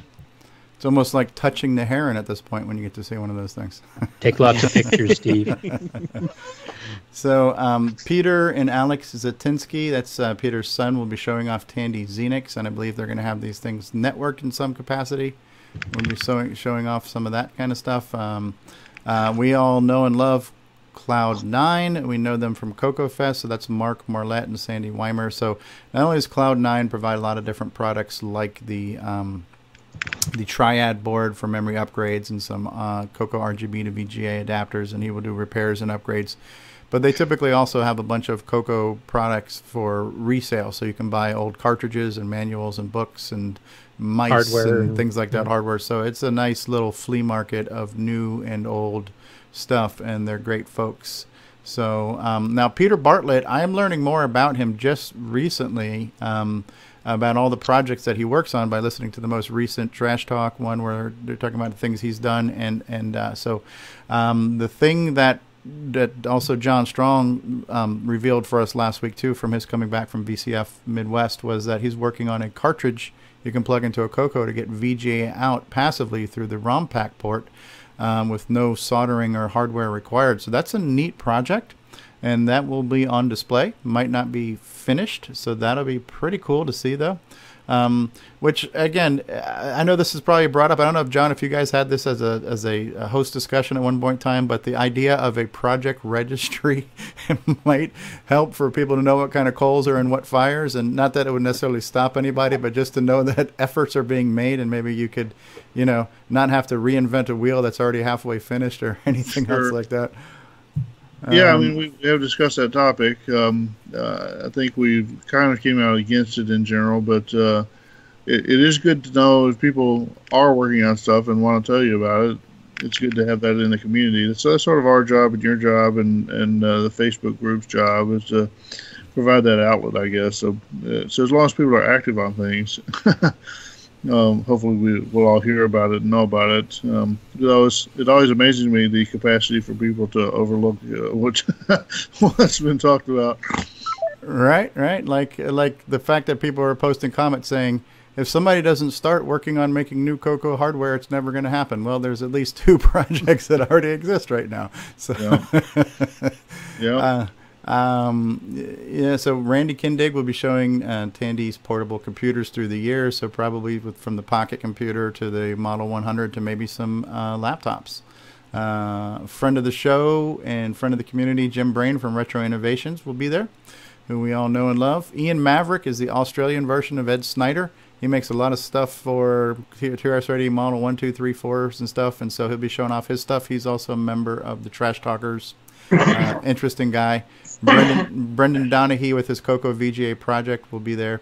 Alan Hightower with the complete line of Tandy 1000 through 5000 PCs. That's impressive. I heard you guys talking about that, saying some of these models are so rare. And which ones were the super rare ones? Was the 2000 and the 5000, was it? Or yeah, definitely. Yeah, the 2000 for sure. So that'll be interesting to see. John W. Linville, Retro Tinker, who said it's going to be more of cartridge selling at this point. Will you have maybe the ROM pack demo with the Game Master sound playing and things like that too? That seems like a good idea. Let people hear what they need to be developing for. Yeah. So, and I know John Strong mentioned last week that his next two projects will feature that Game Master sound. So the Dr. Coco, which is a Dr. Mario clone, and his Fix-It Felix, Handy Andy, Wreck-It Ralph clone will feature that too. So we're looking forward to some commercial games using that music. And Simon Jonason, who's with us too, has made a player for it, and we've heard some of Simon's madness come through that sound chip too, which is kind of cool. Evan Wright will be, we saw Evan Wright at Coco Fest this past year too. He's got a tool set where you can create a text adventure and then output it to run on a Z80 or a Coco and run a full compiled text adventure game that you can create with a tool. It's a very cool project. Evan Wright also produced Flood It game, which John Linville will have for sale in cartridge format. Flood It game is a pretty cool game. Scott Adams from Adventure International will be there, so that'll be interesting to see and hear what he has to say. My co-pilot, carpool, and roommate Michael Brandt will be here as well. So Mike's Miscellany. I don't know if I pronounced that right, Miscellany or whatever. Mike has got an interesting retro collection, so Mike has got a lot of stuff, Coco, Tandy 1000s, and you name it. So it'll be interesting to see what he procures and places upon his table. And Rick and Mike, by the way, Mike is the guy who John Linville called Qui-Gon Jinn when he was at my house that day when we had a little Coco Fest wrap up and he had the ponytail and the beard and everything. So Mike's a good guy. I think he's cut his hair now, so his hair is a little bit shorter. Rick Adams will be there. You got to know him. You got to love him. Rick Adams with his Bomb Threat and also author of Temple of Rom and Shanghai and other things for the Coco. I can't wish enough good things to happen to somebody like you want for Rick Adams. You know, he's a great guy. He's done a lot, and I really want Bomb Threat to be a good success for him, and I'm glad it's on a cartridge. Now you've done it. You said Bomb Threat multiple times, so now the Homeland Security is now listening. Yes, to the podcast. yes. Well, you just gotta remember we've got Bomb Squad. Bomb Squad, Bomb Threat. You know, it's somebody's got to make a game called Al Qaeda and another one called ISIS, and we'll have all the bases covered. Oh my gosh! Now you've really done fly around the world promoting them, right? What's in your suitcase? Oh, just a whole bunch of bomb threats. I think my next text adventures game is going to be something like North Korea nuclear weapons research or something. Oh boy! Now YouTube's going to block this one. So. Brett Gordon will be showing off Fuzzix, a Unix-like operating system for the Coco. John's wearing his Fuzzix shirt there. Fuzzix. George Phillips showing off Tris Vid. I'm looking for that. David Ladd just chimed in there, everybody. Feiscap, Paul Fiscarelli will be here too. And then Neil Blanchard. Neil has mentioned he's going to show off a Tandy 1000 showing what he calls TGA, which is a Tandy 16 color graphics and 3 voice music, and then another one with the VGA and Sound Blaster compatible sound. So kind of see both ends of the spectrum, some of the early Tandy graphics and sounds and the more PC oriented ones. And then where's our schedule? So you mentioned that a few things have changed in the lineup. So here we go. Yes, so John Linville originally was closing out the show. Now things have moved around. So I think Saturday hasn't changed too much? Probably not. Okay. So Saturday, our first speaker is Don French. Then we go to Rick Adams, Brendan Donahue, Lance Miklas. Now, these things are paced out. I'll tell you what, the one thing that I felt was the pacing for Coco Fest it almost felt like it was back to back to back to back, you know, and you kind of couldn't breathe in between things, and you kind of missed things. So the pacing here seems to be a little bit better, I think. I'm not sure how much time between presentations, but it'd be nice to decompress and go back to the exhibit floor for a few minutes and come back to see something else. You always feel like you're missing one half of the show sometimes. Yeah, that's always it's a little unsolvable in some ways, you know, but at least I haven't figured out how to solve it. But you know, you have at least in CocoFest had a lot of people wanted to speak. In this case, we had not quite as many people asking to speak, but eventually we did get to a point where we're about to overflow. Yeah. So some people will probably think it's too much, but like you say, you know, you got some people who are interested in the speaking and some people who don't really care. So there'll always be that tension. I don't know. I hope you like the show. No doubt. That goes for listening too, because some people are only interested in specific topics. They're not going to attend every single one anyway. So right. Well, it's a little better than what it was years ago. Even at the first CocoFest, we had multiple seminars going at the same time. Yeah, Rainbow Fest was terrible for that. Right. You had to pick and choose the Rainbow Fest. Yeah, pick which one of the 10 seminars at 11 o'clock you want to attend. Literally, that's what it was. Right. So the good thing is I do plan to have the laptop set up with cameras and microphones, so we'll be streaming the whole thing. So if you can't, even if you're there, you might not be able to make every single presentation, but you'll be able to replay them later.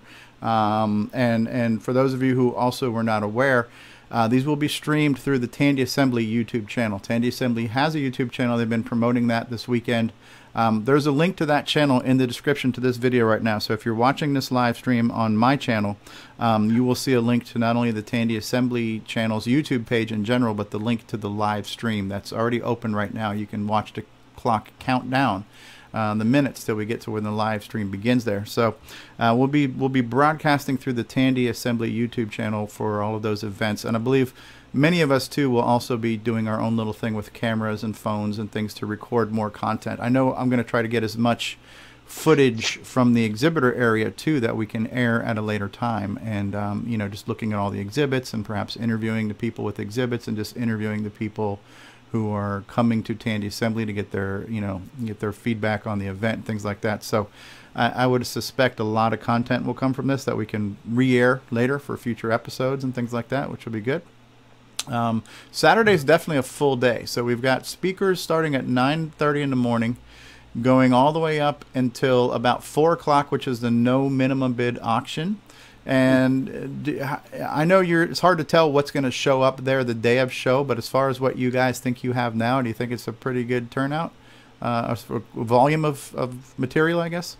I mean, I think we've got enough stuff to be worth attending. Yeah. Neil's definitely collected together some things. I've got a couple of things I want to put in. You know, it kind of depends on what's going to show up. We have a few people who sort of pledged to bring a few things. I don't know. I think it'll be fun. We'll just have to see. Yeah, it should be. I'm definitely, you know, I'm not in that mode yet. Once we're done with this episode of this show today, now I start focusing on next weekend. So then I start packing and preparing, and what am I going to bring for my table? What am I going to bring for the auction? So I don't know what I'll have, but I'll definitely bring in something, and you know, every little bit helps. So so the auction is at 4 p.m. And that's a fun event. So if you've seen the ones that happen at CocoFest, those no minimum bid auctions are a great source of entertainment. So later on, and then here at least we have a break. So and we don't know how long the auction is going to go, but I don't suspect it'll be 3 hours. So when the auction is done at 7 p.m., we're doing what I just like to call Tandy Talk. So similar to what we're doing here with a bunch of people talking, but we're going to be talking about Tandy Assembly. So hopefully the various podcast hosts will join us, and the people who are at the event will join us, and it should be an interesting, fun thing where we're just all going to talk about, you know, Tandy Assembly and what's going on. What do we like about the show? The Jeopardy show was fun at CocoFest, so another quiz show. The subject matter, I would suspect, will be a little bit more broad spectrum. So there's going to be questions not just about the Coco and what's the model number of the VDG chip. I'm sure there's going to be questions about, all kinds of Tandy products. And so I'm definitely not going to do well in this one. And then 9 p.m. till whenever social time. So that kind of wraps up our Saturday. And then Sunday we have Scott Adams' Trisvid presentation by George Phillips, John Linville himself, and then Peter Satinsky will close out the show. So that's looking like a pretty good event. Again, I can't see this not being a huge success. Yeah, I think it's going to be good. We've got, like I said, the indications are we should have at least a reasonable crowd. It's not just going to be the 5 of us or whatever sitting around. Right. Which might not be so bad. Right. Honestly. That was kind of part of the equation to begin with. It's like, well, if we throw the party and only we come, can we have fun? But it's expanded beyond that. I think it's going to be good. I think we're going to, be comparable to a Coco Fest, which, is a pretty good bar to beat on your first time out, I think. Sure. So, we just want to, like I said, get together, have fun, and maybe experience a different style, a different set of retro computers to some degree. But it's really the same folks with a different set of machines. So, right. Same passion. Yep. Same lunacy, as some people would say. Right. So if we're using that geek analogy, we're still geeks and we're still geeking out. It just might be a slightly different name on the box we're geeking over, So good stuff. And I mean, I think it's awesome that you guys were able to pull this together. I think it really shows your power and influence you have, because you not only came up with the idea, but you promoted the idea and you've made this a reality. You've got some experience. You've been closely related to Coco Fest. You're probably familiar to a lot of the logistics and challenges of doing that. So it wasn't like I don't think you came into this completely blind. But the fact that you guys are able to launch an event is impressive. Yeah, well, like I said, we participated some in some of the Coco Fest planning over the past few years, and I think that helped at least prepare us for some of the weird things that you might encounter in planning an event.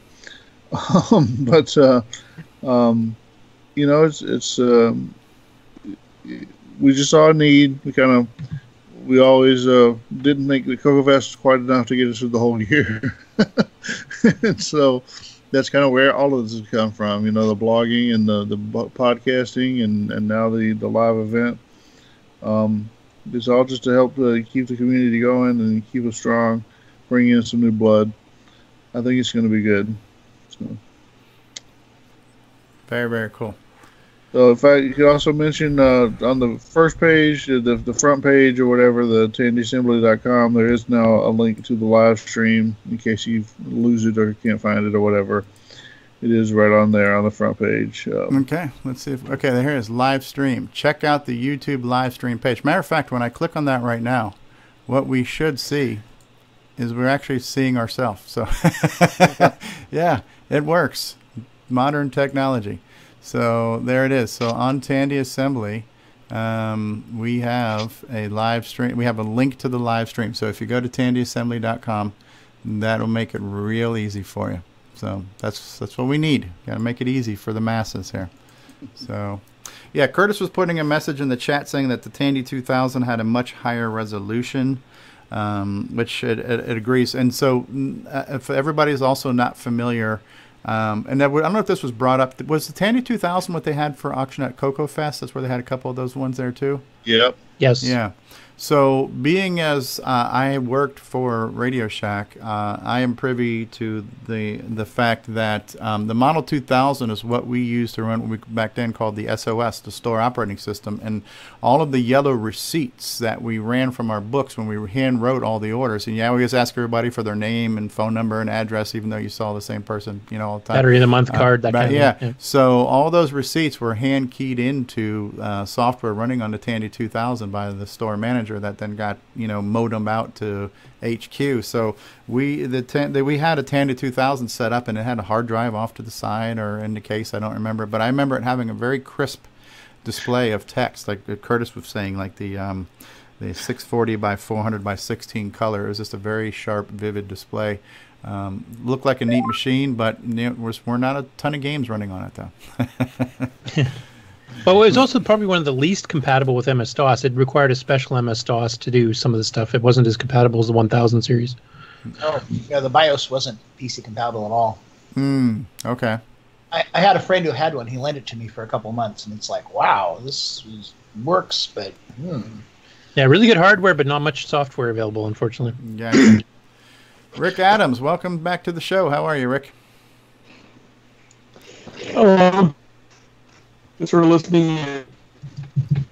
Now, we're getting a little bit of squelch coming from you there. You might need to adjust your antenna just a little bit on that CB, sir. Yeah, I'm having network problems at the moment. There you go. Coming in. What's new?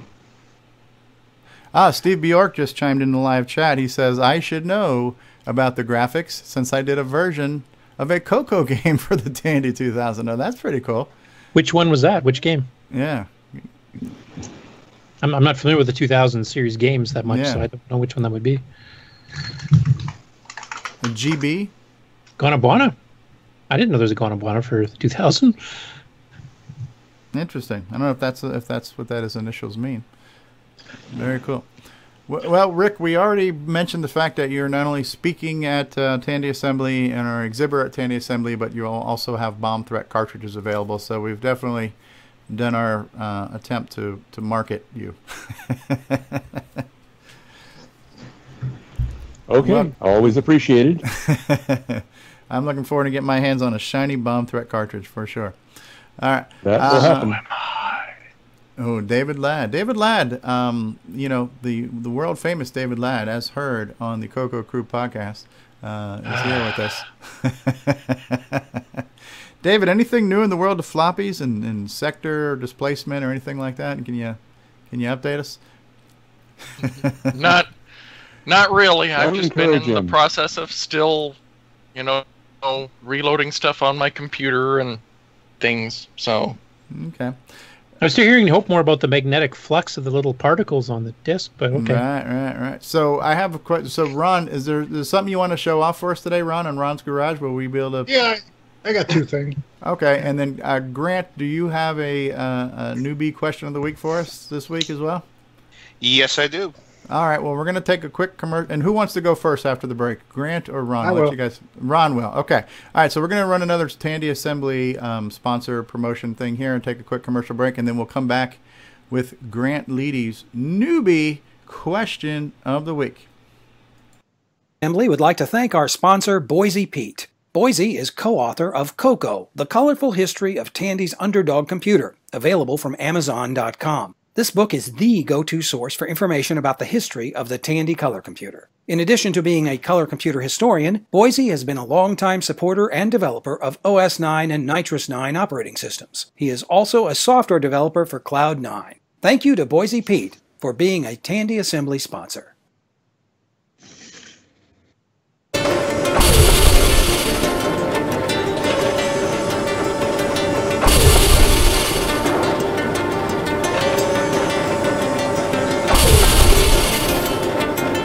Between 1977 and 1994, Tandy and Radio Shack produced a wide array of prolific personal and business computers.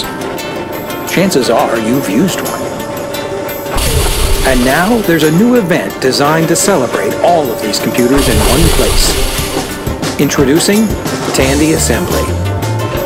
Come see your favorite computers, or maybe some that you missed. October 7th and 8th.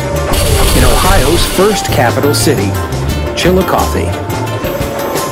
See presentations by TRS-80 creator Don French. Creator of Dog Star Adventure, Lance Miklas. And Scott Adams of Adventure International.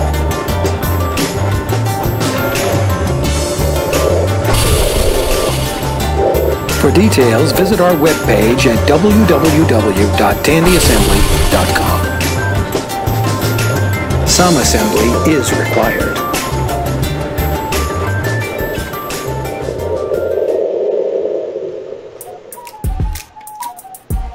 All right, everybody, ladies and gentlemen, boys and girls. This is a professional show, a very well-produced show, so we've got things like infographics and theme songs here. And what you're looking at right now is the introduction to a segment that we call Newbie Talk with Grant Leedy, featuring your newbie question of the week. And on that note, take it away, Grant Leedy. Thank you, Steve. So I have a basic question today. If I would like to make a game for the Coco, what is the best language to use? Basic, OS 9, assembly language, or machine language? Which one do you know?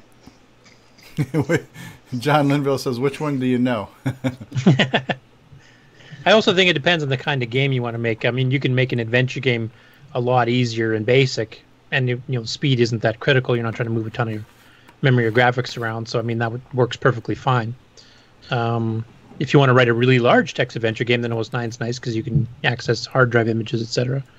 If you want to do arcade games, there's some limited arcade games you could probably do in Basic if they're designed right within the limitations of the speed that Basic has. But basically, you're looking at assembler machine language at that point, and I would consider assembly language and machine language to be the same core, and nobody's going to program it in raw machine language. They'll use an assembler. Steve Bjork just chimed in. He says, assembly only. And Nick Marenta says, I have an OS 9 question. Ease of use. There you go. I don't know that there is a single answer to that, because I think Curtis touched on that too. So like right now, the first game I'm going to write is going to be in Basic, because that's the only language that I know currently.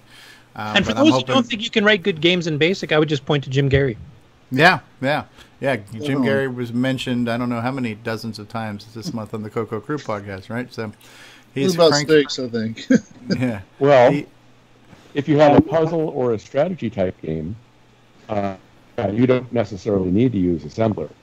If you've got, your Twitch type game, then assembler is the only way to go. Also, may I speak up? Go ahead, John. Yeah, okay. Just trying to make, not to step on each other. Yeah, you could do some games in Basic, but even some of the puzzle games, as simple as Tetris, I could run Tetris in Basic, but your response time and stuff to be able to make it smooth and really enjoyable, it takes assembly to be fast enough on the machine. So yes, you can do Basic for certain things.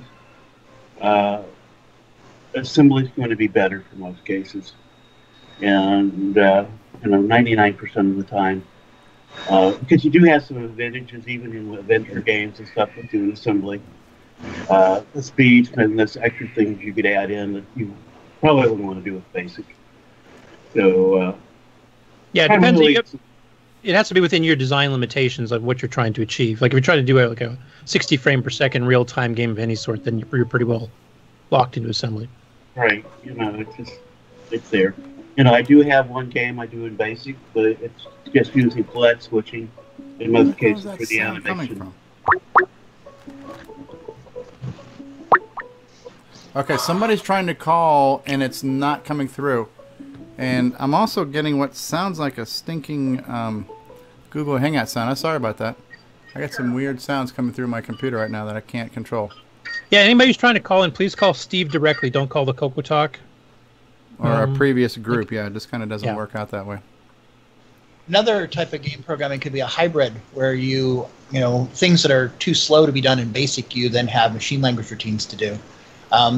Stuff that Simon Jonason's working on, like the sound routines, theoretically, those being on interrupt, they could be loaded somewhere and be running in the background, and you just load sets of data and then just flip data sets so that it plays a different tune while you're doing your stuff in Basic. Yeah, and Simon actually did do that. Bruce Moore was going to experiment with that with his Forest of Doom. It slowed down Basic a little bit too much for what he wanted, but he had it working basically. So, and there's also different versions of Basic too. Like Basic 09 is definitely faster than Disk Extended Basic. Not to the point where it's assembly or anything, but you can definitely do something a bit more arcadey there than you could otherwise. And what's the best book to learn assembly language and machine language on? It depends, I guess. I used more than one when I was learning. I used William Barton Jr.'s, which is the one that Mark's holding up right now. I also used Don and Kurt Inman's because that actually was a better explanation of graphics and sound to me than Barton did. Lance Leventhal's book is as good as a Bible type thing to hold in the background. There's also the 609 cookbook. There's the Rodney Zach's book. There's multiple ones available. So depending on your learning. Most of them are in the archive. Yeah. Cool. Yeah, I don't think there's one single book. I don't think there's one single answer. So there's lots of different tools, right? So there's Basic 09. We had Wayne Campbell. We had Wayne Campbell show us some Basic 09 stuff recently, and Basic 09 works, primarily like the normal Basic language does, but does run significantly faster. It's kind of a pre-compiled version of Basic, so that is an option to get more speed than you could with Disk Extended Color Basic. We have C as a language for the Coco, if you know that language. I just heard Pascal. There's a bunch. Just heard about the Pascal one on the podcast. So there's different languages, and I don't think there's a right answer. I think the obvious answer is if it's written in an assembly or closer to metal, it's going to perform faster. But the level of complexity to get to that point and developing that code is, up to your skill set. I'd be interested in from some of the other assembly language programmers here too. The Barden book and all the other ones we mentioned are good, especially for the Coco 1 and 2. But the Coco 3, there's a whole bunch of new graphics modes and interrupts and stuff to use. What have you guys used as your learning for that? Well, we didn't learn Coco 3. We learned the Coco back in the day. So we knew assembler from the Coco 1 and 2. When the Coco 3 came out, we basically looked at the changes in the memory map and just went on from there. I don't really have any Coco. And all the gimme tricks and stuff like that? Yeah. Like, was that all just by trial and error, or where did you guys look this up? Oh, well, the Tandy technical, the repair manual, the one they sold, that was pretty well. As soon as the Color Computer 3 came out, I ordered it straight away from Tandy and had the memory map right from the start, and just basically, essentially, you learn 6809 assembly language, and that lets you use a Coco 1, 2, 3, whatever. Then you have to have the memory maps. The memory maps are basically like the road map, and that's what you play with. That's what you use. So, yeah, because I know some people want to, like, if they start into the retro computing hobby now, never had any of these before, and they want to learn assembly language, they want to jump right into the Coco 3 stuff. They don't want to deal with Coco 1 and 2, limited graphics, limited colors. They want to jump straight to the Coco 3, and I'm trying to think, other than the Lawrence Teppold books, where he did the original Coco 1 and 2 book, and then he had an addendum book, which is just strictly Coco 3 additionals. That made a good companion set that you could do. The Super Extended Unraveled Basic by Spectral's another one that gives you a bit of a hint. But other than that, I can't think of anything that's Coco 3 specific for a good jumping in point. No, it is a bit. If you're a first-time programmer, it is a bit of a jump, though. I mean, I don't recommend it. Yeah, I mean, stuff like the MMU gets complicated, and there's a lot more concepts to understand than the basic Coco 1 and 2 VDG screen. It was a lot more linear and simpler to play with, and for a beginner, that's really where you should start. Jumping straight into high-res bitmap modes and MMUs and all that, interrupts and all that, that's further on down the track. And I've had the last 30 years it's taken me to get to this point, so it's not something you do in a couple of months. So okay. I just was wondering, because I know a lot of people have asked me, and they want to jump straight in the Coco 3 because they just, there's so much more capability there. And I'm kind of the same as you, one, there wasn't any really good reference books to use that as a starting point. All the good reference books for when you're starting an assembler, like the Barden book and the Don and Kurt Inman book, are all basically Coco 1 and 2 stuff, with the one exception being Lauren Stepholtz. But his is a little bit more advanced technique-wise, so it's not that easy to start with. I think Sockmaster's GIME reference or Gimme reference, which is available online, is pretty good. It will give you all the bits. It will tell you what's what on the GIME, the Gimme. But that's another memory map. That doesn't really teach assembly language at all. It tells you what all the registers. It's a reference. Yeah, that's right. It tells you what bit does what. Yeah, but you like you say, Nick, you truly need to know 6809 before you start pilfering with this kind of. Well, I agree. I would say, that for somebody who's just starting out learning assembly, I would recommend that they do one of two things: either write USR routines for disk extended BASIC, and so have a lot of their program in BASIC, and then write little routines in machine code that they hook to, and practice using that. And this is avoiding, so you avoid touching the low-level hardware. And the other way to do it is actually, and I know, this kind of caused a groan from Nick Morantes over there, but to write for OS 9, because then you don't have to deal with the hardware. You're dealing with OS calls, which are much simpler to deal with, and makes it easier for a beginner to write a simple program. I actually have to agree with that too. I mean, you're not going to be writing like a high-end arcade game in OS 9 anyway, but just to learn assembler, it'll teach you how to use the basic registers and stuff like that, but you don't have to worry about how do I print to a screen right off the bat. You can just say, I'm going to point to a string, and I just call the iString or a write command or a system call, and it'll do the writing for you. You don't have to worry about it. So you can kind of learn at a slower pace, just to learn how the registers work and how you store memory and all that kind of stuff. But you don't have to worry about all the I/O and the graphics and all that kind of stuff. It'll be more of a slower pace to get into it. So and you get a feeling of accomplishment, I think, a lot more than it takes you 3 days to figure out how to clear the screen. Yeah, Stevie, you need to archive this show for eternity, because we just had Nick Morantes recommend OS 9. May I speak up? Ease of use. Well, the thing that's coming to my mind right now is I completely forgot that Ron said he wanted to go first. We were supposed to be doing Ron's Garage right now. Sorry about that, Ron. It's a great question, and Steve Bjork has joined us too. Steve, are you there? Hey, yep, I'm here. Okay. The other thing that you guys haven't covered is to look at other people's source code or disassembled code for other programs. See how they've done it. Use their skills to build upon your own skills. Yep, I have to agree with that too. Yes, that's why Unraveled was just a great thing for us as programmers and Rainbow Grid and disassemblies and Steve, I would always closely follow your articles that you would have published or your seminars at the Rainbow Fest. I would always make sure that I'd get there. Some of the stuff I didn't understand, and some of the fact that, oh yeah, okay, now that's what he was talking about. Years later, but it was graciously appreciate the contributions you did to the community. It helped. Yeah, I still remember doing some of those Coco talks. One of the things I was very big on was basically doing object-oriented programming and assembly. And a lot of people were just kind of like, I'd get done with the thing and I have a room full of faces just staring at me like, huh? What? But, object-oriented coding is now standard. And it's very useful depending on the level of complexity of your games. And how many things you have going on to do it in that way, treat it as an object within your assembly language code. So, thought leader.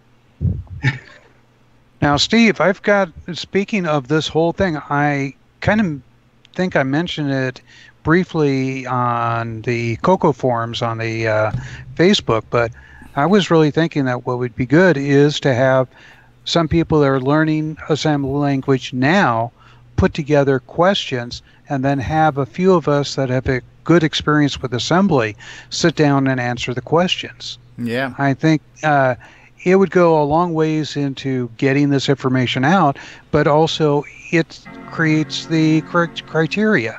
And I see a big thumbs up over there in the corner.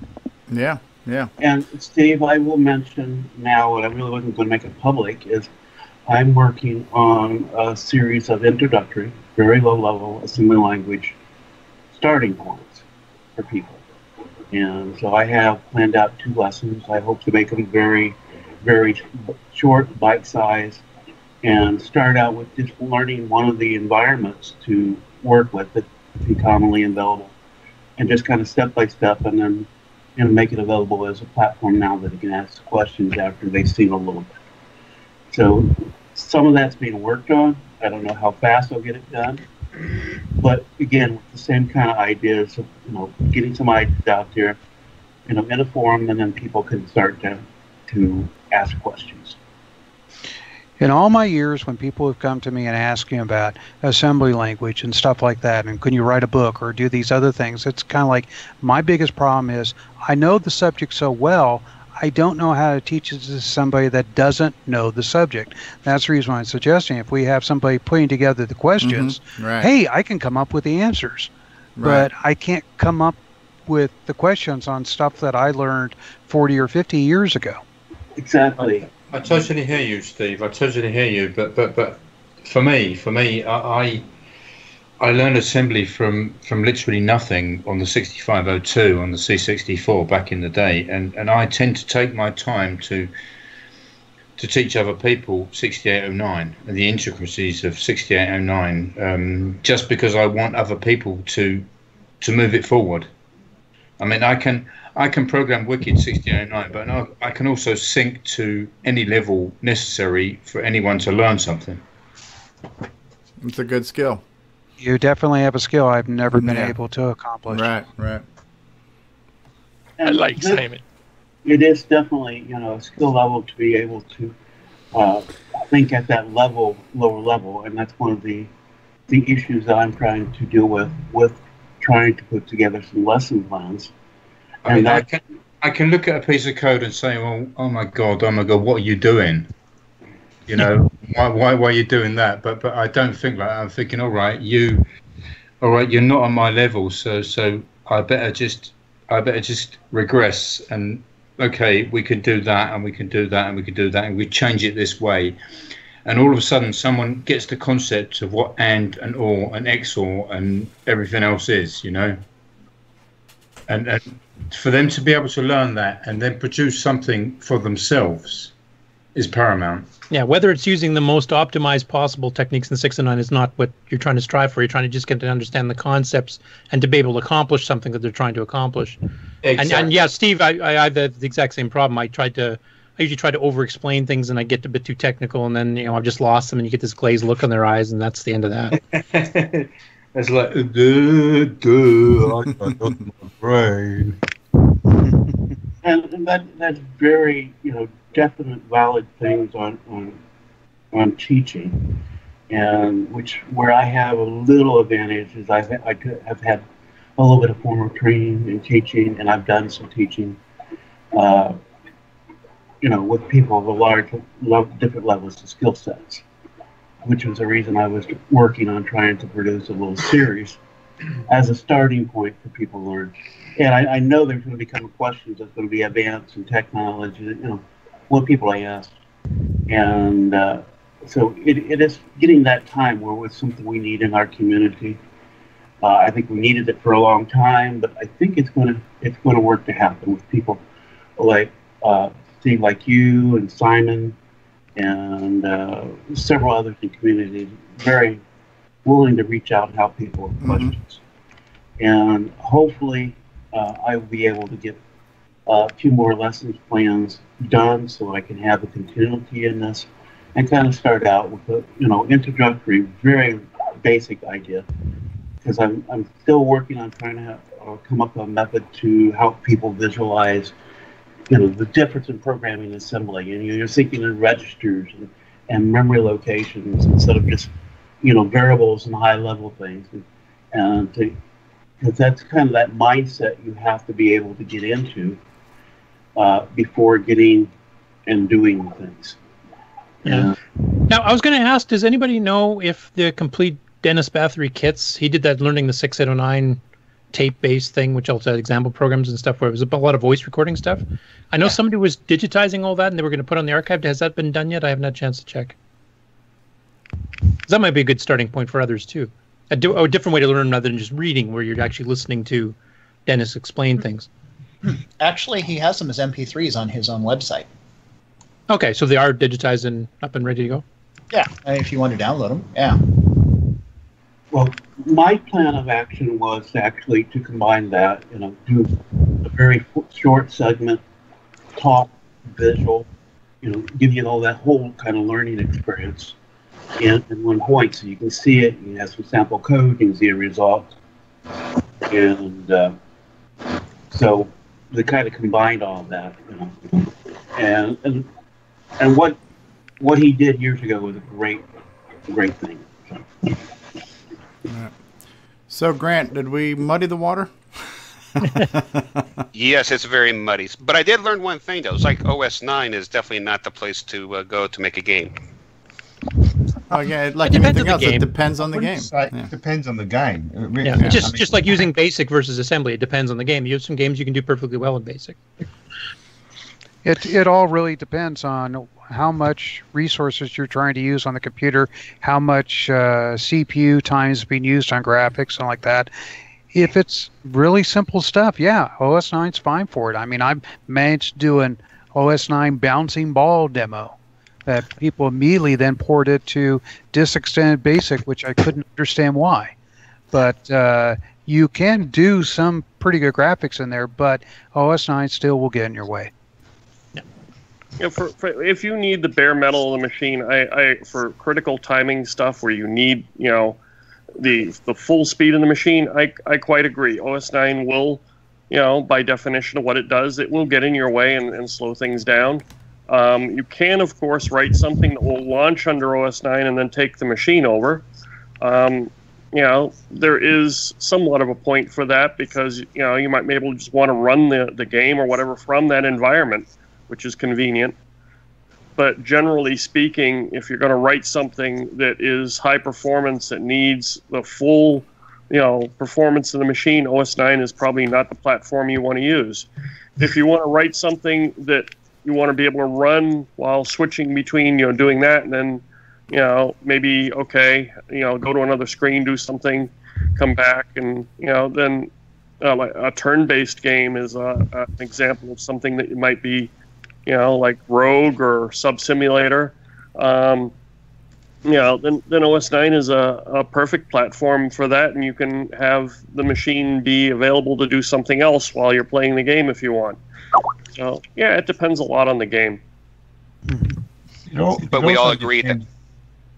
I'm sorry. It also depends because OS 9, the libraries or whatever that are there, don't really utilize all the functions available in the Gimme chip for that matter. I mean, the Gimme chip has various video modes. It has other fancy things, other techniques that you can use. But, I mean, you are restricted to what has what's been supported created. by the API calls. Yeah, otherwise you have to write your own code and, bypass all that. And then you have to question, well, what's the advantage of doing it under OS 9? You might as well just start learning assembly right from the start, since you are trying to take full control of all the abilities of the Gimme chip. Yeah. But that's just like BASIC. Like BASIC doesn't support all the Gimme modes. It doesn't support horizontal scrolling. Doesn't support 200 to 225 line unless you patch it. Well, same thing. Yeah. So I mean, there's really no difference there. And assembly language program really has, as per se, strictly speaking, nothing to do with the Gimme chip. The Gimme chip is an I/O device. When you're talking about programming in assembly language, you're talking about talking to the CPU, which, really 6809 assembly language runs on a color computer and it runs on a bunch of other machines too.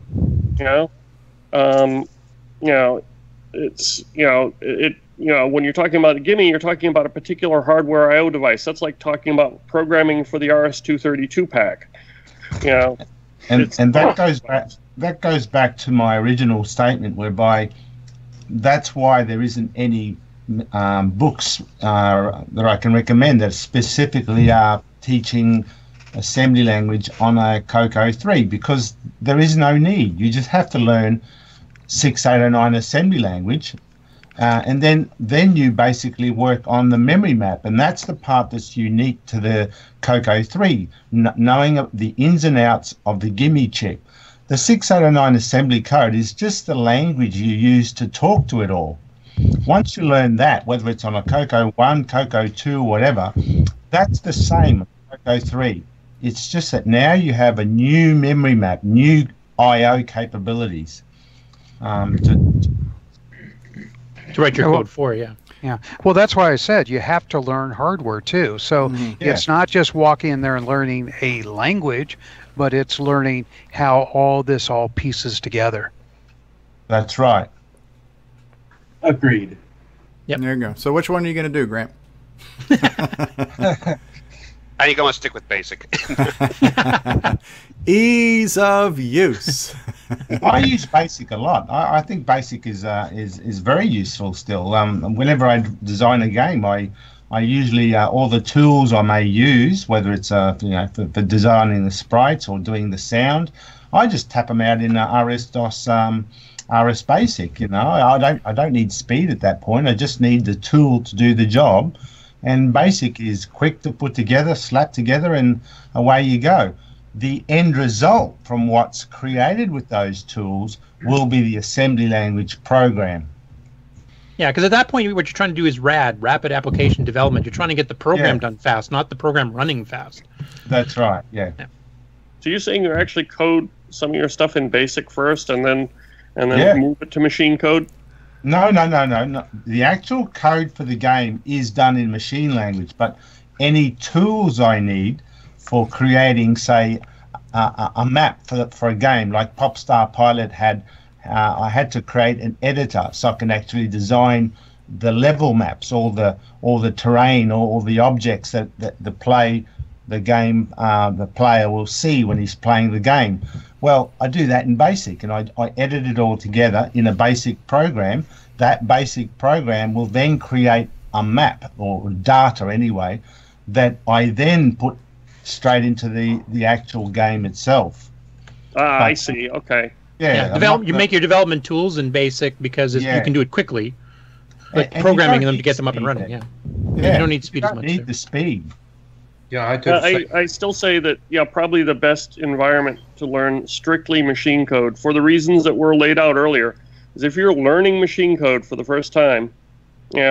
OS 9 is a very good environment to do that, because you don't have to worry about access. You can just learn the machine code and then worry about later moving over and accessing the hardware directly. I think for a lot of beginners, though, they have to learn OS 9 as well before they get into all that. Otherwise, they don't. At least some of it. Download one of the pre-built images out there that I've got, and it's got an assembler already on there, and it's got an assembler works. It's yes, but you have to also learn the OS 9 library. Right. Yeah. There's only a few calls really that you would deal with when you're writing as a beginner to just learn assembly code. Well, let's see. Print statement. Okay, well, OS 9, $, the $, print command and that call and how it works. If you're trying to write in machine code for BASIC, you've got to learn all the basic entry points, which is probably a lot harder than learning a few of those system calls under OS 9. No, I disagree. That's probably relative to the individual, though. But so, Grant, what's your takeaway from this? Well, I think that you, first of all, from what I'm gathering, it looks like basic is what you're going to have to learn first, just to get the basic foundation, and then depending on your flavor, you would either go OS 9 or just jump right into the assembly language itself. All right. So, and one technique that I've used is actually had somebody write a game in BASIC or write a program in BASIC. Then what we did, step by step, recreated the basic commands in assembly. Yeah. You can create your own print routine, and then once you've done it once, you can reuse that bit of code in every other future program. Mm-hmm. Essentially creating your own libraries. Soviet block, being a Tetris clone, And so I thought, well, okay, this might be writable in the BASIC, and it wasn't planned to be a commercial game. Okay, and it was just designed to be a gift to my brother for Christmas. And so I wrote it in BASIC, and it ran in BASIC. It just, I wasn't happy with how it ran in BASIC. And so it was converted, but that was the only thing game that I did that way. But it was the idea, the goal wasn't a commercial production game when I started on it. And the fact of, if you can't write a loop to do the print statement in, straight assembly language, you're not going to understand the OS9 calls. It is definitely a bit of higher overlearning yet, in my opinion. And of course, everybody has a different mindset, the way they think. And so OS9 might be easier for most people, or for some other people. But with my teaching experience that I have, my judgment would be not probably much. But for some, yes. Well, I've noticed, typically I see that a lot of people haven't really looked at the documentation for the OS9 system calls yet. They say that. But they're pretty simple to use from a machine language program. You basically, there's using the OS9 assembler, it takes care of doing a macro for the software interrupt to call the call for you. So you just say OS9, which is the macro, space, and then the name of the call you're doing. And before you call the call, just like the basic ROM routines, you just have to make sure that you have your entry parameters set up for that particular call, which are, pretty well documented in the OS9 manual as far as what the call parameters are. I don't think anybody's questioning how easy it is to use, but it is another level to learn, whether it be OS9 or it be developing under Windows or the Mac OS, whatever the current version is, or iOS. It is a level that the person has to learn. True. But you either have to do that, you have to do one of a few things. You either have to do that, or you have to program and learn the ROM calls and their entry routines, and they aren't as well documented. No, you don't need to learn the ROM calls. Just don't use them. Or if you don't use the ROM calls, then you have to learn the hardware and how to write to it directly. Or, you need to, which is my other recommendation for somebody who doesn't want to touch OS9 and they want to. The other option is, which I don't consider as good, but it does, it is a good option, is to write USR routines for BASIC or subroutines, and so have a little BASIC program and have it call your little assembly language subroutine and return back to BASIC with a result. And that's exactly how I started. That's how I started. You write a game in BASIC. Right. You write a game in BASIC. It's a viable strategy. Yeah, you write a game in BASIC, and then you look at the parts of the BASIC program which are too slow, and you write a subroutine in assembly language to speed up that aspect of the game, and you just do a USR to, or whatever, a USR to that subroutine. That way you can have your whole game, and you're learning assembly language in smaller chunks. No, you kind of baby step your transition. Right. Yeah, like my Olympic decathlon game I submitted to Rainbow, which is when I was very first learning assembly language. I had one assembly language routine, and that was to scroll the ground on the bottom of the screen because that was way too slow using get put. In my early TRSA days, I came out with Lightpin and software that did music and stuff like that. They were all user calls, and even for the Coco, I came out with some, Lightpin software for the Coco that was a user call, and of course the infamous mouse code that uses the high-res joystick routine. Now, the thing that's caused me personally to pull my hair out when doing user calls, and I know how to write it, assembly code, is, well, let's just say, have you ever tried to return a string back to BASIC from a user routine? The format for doing that is obtuse, to say the least. All right. Well, let's not beat this one any longer. I think this horse is. Okay. I think this horse's grandchildren are dead at this point. There's all kinds of, it depends on what color horse you prefer. Is the bottom line. I have got one OS9 question though. If this is the tech segment, I've got one more question. If we can change topics off of the programming, then yes, please. Okay. In my cleanup, I'm packing up all my magazines, ready to move to new premises, and I've come across a magazine I had called Pipelines, which is I think it's a magazine edited by Microware. Yeah. So I've got an issue. I've just got one issue here, Volume 8, Number 1, and on the cover, it talks about Atomic OS 9 and OS 9 version 3. That's OSK. That's 68,000 OS 9. Well, they're saying OS 9. So is that OS? That was their generic term for everything until they did OS 9000. So the 68,000 version was called OS 9/68000, but they just called it OS 9. Oh, okay. Yeah. I just thought that the color computer got shortchanged here. Yeah. Yeah, there was 68,000 in it. That was one thing. Ron, you still got time? And talk about doing an OS 9 version 3 with Nitrous 9, etc. But it's, to my knowledge, I'm pretty sure, never been completed there, and not even to the point where it's really runnable. Ron, you still good for a segment? Sure. All right, we're going to take a quick commercial break, and then we're going to come back with Ron's Garage. And Grant, thanks for the question. And hopefully you were able to glean something from this. Everybody's opinions, I think that's what he gleaned from. Yes. All right, we're gonna take a quick break, and we're going to come back, and we're going to see what's doing this week in Ron's Garage. Tandy Assembly would like to thank our sponsor, Boyson Tech. Vintage computer systems, gaming consoles, and parts. Boyson Tech repairs, refurbishes, and sells vintage and game consoles. Be sure to visit them on Facebook. Just search for Boyson Tech, BOYSONTECH. Thank you to Boyson Tech for being a Tandy Assembly sponsor. Hi, this is John Linville. And Neil Blanchard. We are the Coco Crew. I hope you're enjoying watching Stevie Strobe play video games, especially the Coco games. And when you're done with that, check out our podcast at cococrew.org.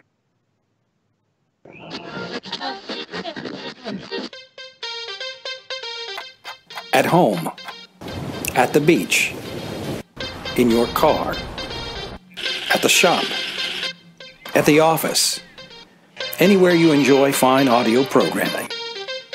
It's North America's premier source for color computer news, the Coco Crew Podcast. This is John Linville. And Neil Blanchard. And we are the Coco Crew. I hope it's going to be a great show. Join John and Neil each month as they bring the latest news about the color computer, Dragon, MC10, and others. It's the Coco Crew Podcast.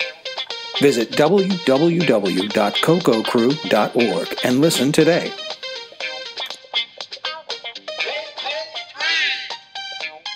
You're listening to the Coco Crew Podcast. I missed that theme song. All right, everybody, we are back for another segment of Ron's Garage with a peek into the past featuring the vintage computing collection of Ron Delvaux.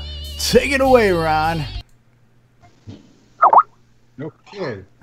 No pressure. All right, you guys yell. I don't see myself up there, but if I am I up there? You are the spotlight of the show right now, sir. Okay, well, I don't see myself on there. Anyway, on your I don't know if you can see this, but I found on Google Play a Coco Text Adventure program that has three. It has Bedlam, Racket 2, and Pyramid 2000. Okay. That you can play when you're sitting at the doctor's office on your droid. Interesting. Yeah, very interesting. It has a neat little interface. I have a green line on my screen, so I don't know if you can see it very well. I can see the cover art right now, yes. Yeah, and when you go into it, it has a little interface with arrows and stuff. Anyway, that's something for you to check out. Coco Text Adventures in the Google Play Store. Yes. And there's look for that. also, I also have a Model 1 emulator on there. I don't know where that is real quick to find. But anyway, if you go to, if you right now can flip to my my garage, and there's a video there of my garage, which we can view real quick. We will do that right now. Hold on 1 second. Let's get to the page. Ron's Garage. Let's go full screen. I don't know why I can't see what you're doing. You need to click on the. There's different people in the Skype call, so click on the one that's got me. Click on my name and make that the big window. I think. Okay, so in your garage, I was keeping up with you today. So this came up in the Facebook group where somebody's coming up with these labels to print on SDC cards. So I thought that was kind of interesting, and you've got some of those there. I did a couple. Yeah. I still don't see you. Okay. Can anybody else see my thing? Can you guys see me? I can see it. Yeah, I can see it. Yeah. It's also coming through on the live, too. There's a bunch of round logos on the bottom. DLBN, you know, all them, but no Stevie Stroh. Mine's a white box. It should be the white box that's showing off the Facebook page right now. And I do have that problem. I can't seem to find you on the bottom of the Skype call for some reason. Nope. Yeah, I got the same thing. Speaking out the number of the people on the call. I do not see you. All right, I don't know how to address that though. You just need a wider monitor, Ron. That would solve it. Yeah. All right, so here's your video. Here's a peek inside Ron's garage. Wow, look at all that original packaging. Basically, I have three computers set up. One's a Coco 3, one is a Coco 2 with a Coco 3 keyboard, and it has composite in it. And the third one is telescopes. Yeah. And here's the silver Coco with the silver multi-pack. Yeah. Got a couple of Cocos on top of a boombox there. A stack of printers. The Beatles. The Beatles. A couple of MC10s. There you go. Here's a Coco 3. Another Coco 2. I couldn't tell exactly what that last computer was. Yeah. Nice printers. A lot of multi-packs. Dual floppies. Monitor switches here. Yeah, you got a lot of nice stuff in there. Yep. It's my playground. Yeah, I'll roll the video one more time. Okay, you got a dragon in the box there too. Okay, so this is that's a Coco 3. Okay, connected to a monitor. It's a Coco 3 connected to a flat panel. You've got the little koala pad there. Very nice. Yeah. Here's your silver Coco 1 with a nicer Coco 2 keyboard. Yep. Yep. So that's the actual Ron's garage. So when you pull things out of here, this is where they're coming from, right? Part of it. Another garage in the house. There's another garage with a bunch of stuff in there, and a lot of my Model 4s, Model 3, my I have two Tandy 2000s, two 1200 HDs, monitors. John Linville, next time you have Tandy Assembly, you should just have it at Ron's garage. Yeah, really. Everything's already there, set up, ready to go. You just need attendance. Is it all Tandy stuff? All we really need is an invitation from the venue. New location. I have one computer that's a AT that doesn't work. I don't know why it doesn't work now, but it used to. It was a Epson. Yeah, I remember those. But most of your stuff is all Tandy stuff? Yeah, and it pretty much all works. I have one Tandy 1200 HD that doesn't work. But the rest, all this stuff works. You turn it on, it works. Model 3, Model 4s, Model 4P, Model 1. And it's all original. You're the original owner. Yep. Some of the stuff I got in I bought, a person died, and the brother had his estate, and he gave me, and that's how I got the Model 4s and Model 3 and CGP 220, got some printers and all kinds of EEPROM burner and all kinds of stuff for $300. You know, just wow. Yeah, it was amazing. That is amazing. That's back in the mid 90s or so. Yeah. And I just carry this stuff with me everywhere, from Rochester, New York, to here in Arizona, and then now I'm 50 miles from where I used to live in Arizona, in Fountain Hills. Well, let me ask you a question about being in Arizona and having things in a garage. What's the climate like there?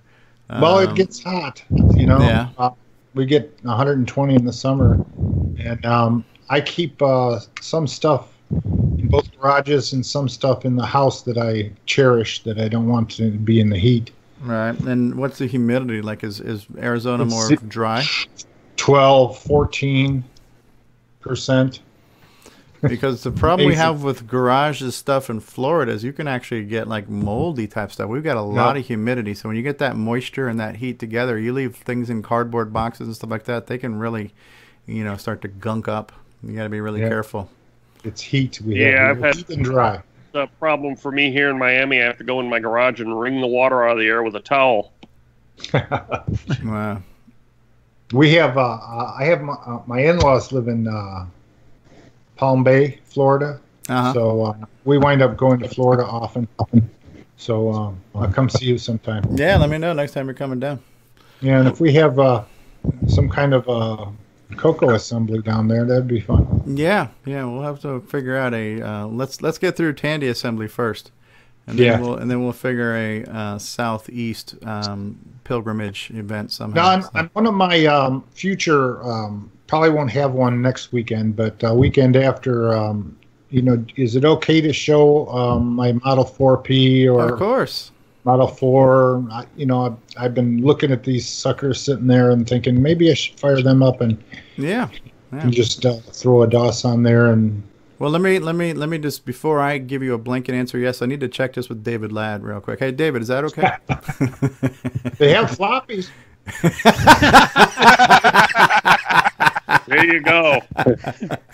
I'm not touching that. The timing of doing that in 2 weeks would be perfect, because next week is Tandy Assembly, and as a follow-up of all the machines that people could have seen at Tandy Assembly, you can demonstrate some of them that we're not familiar with. Yeah.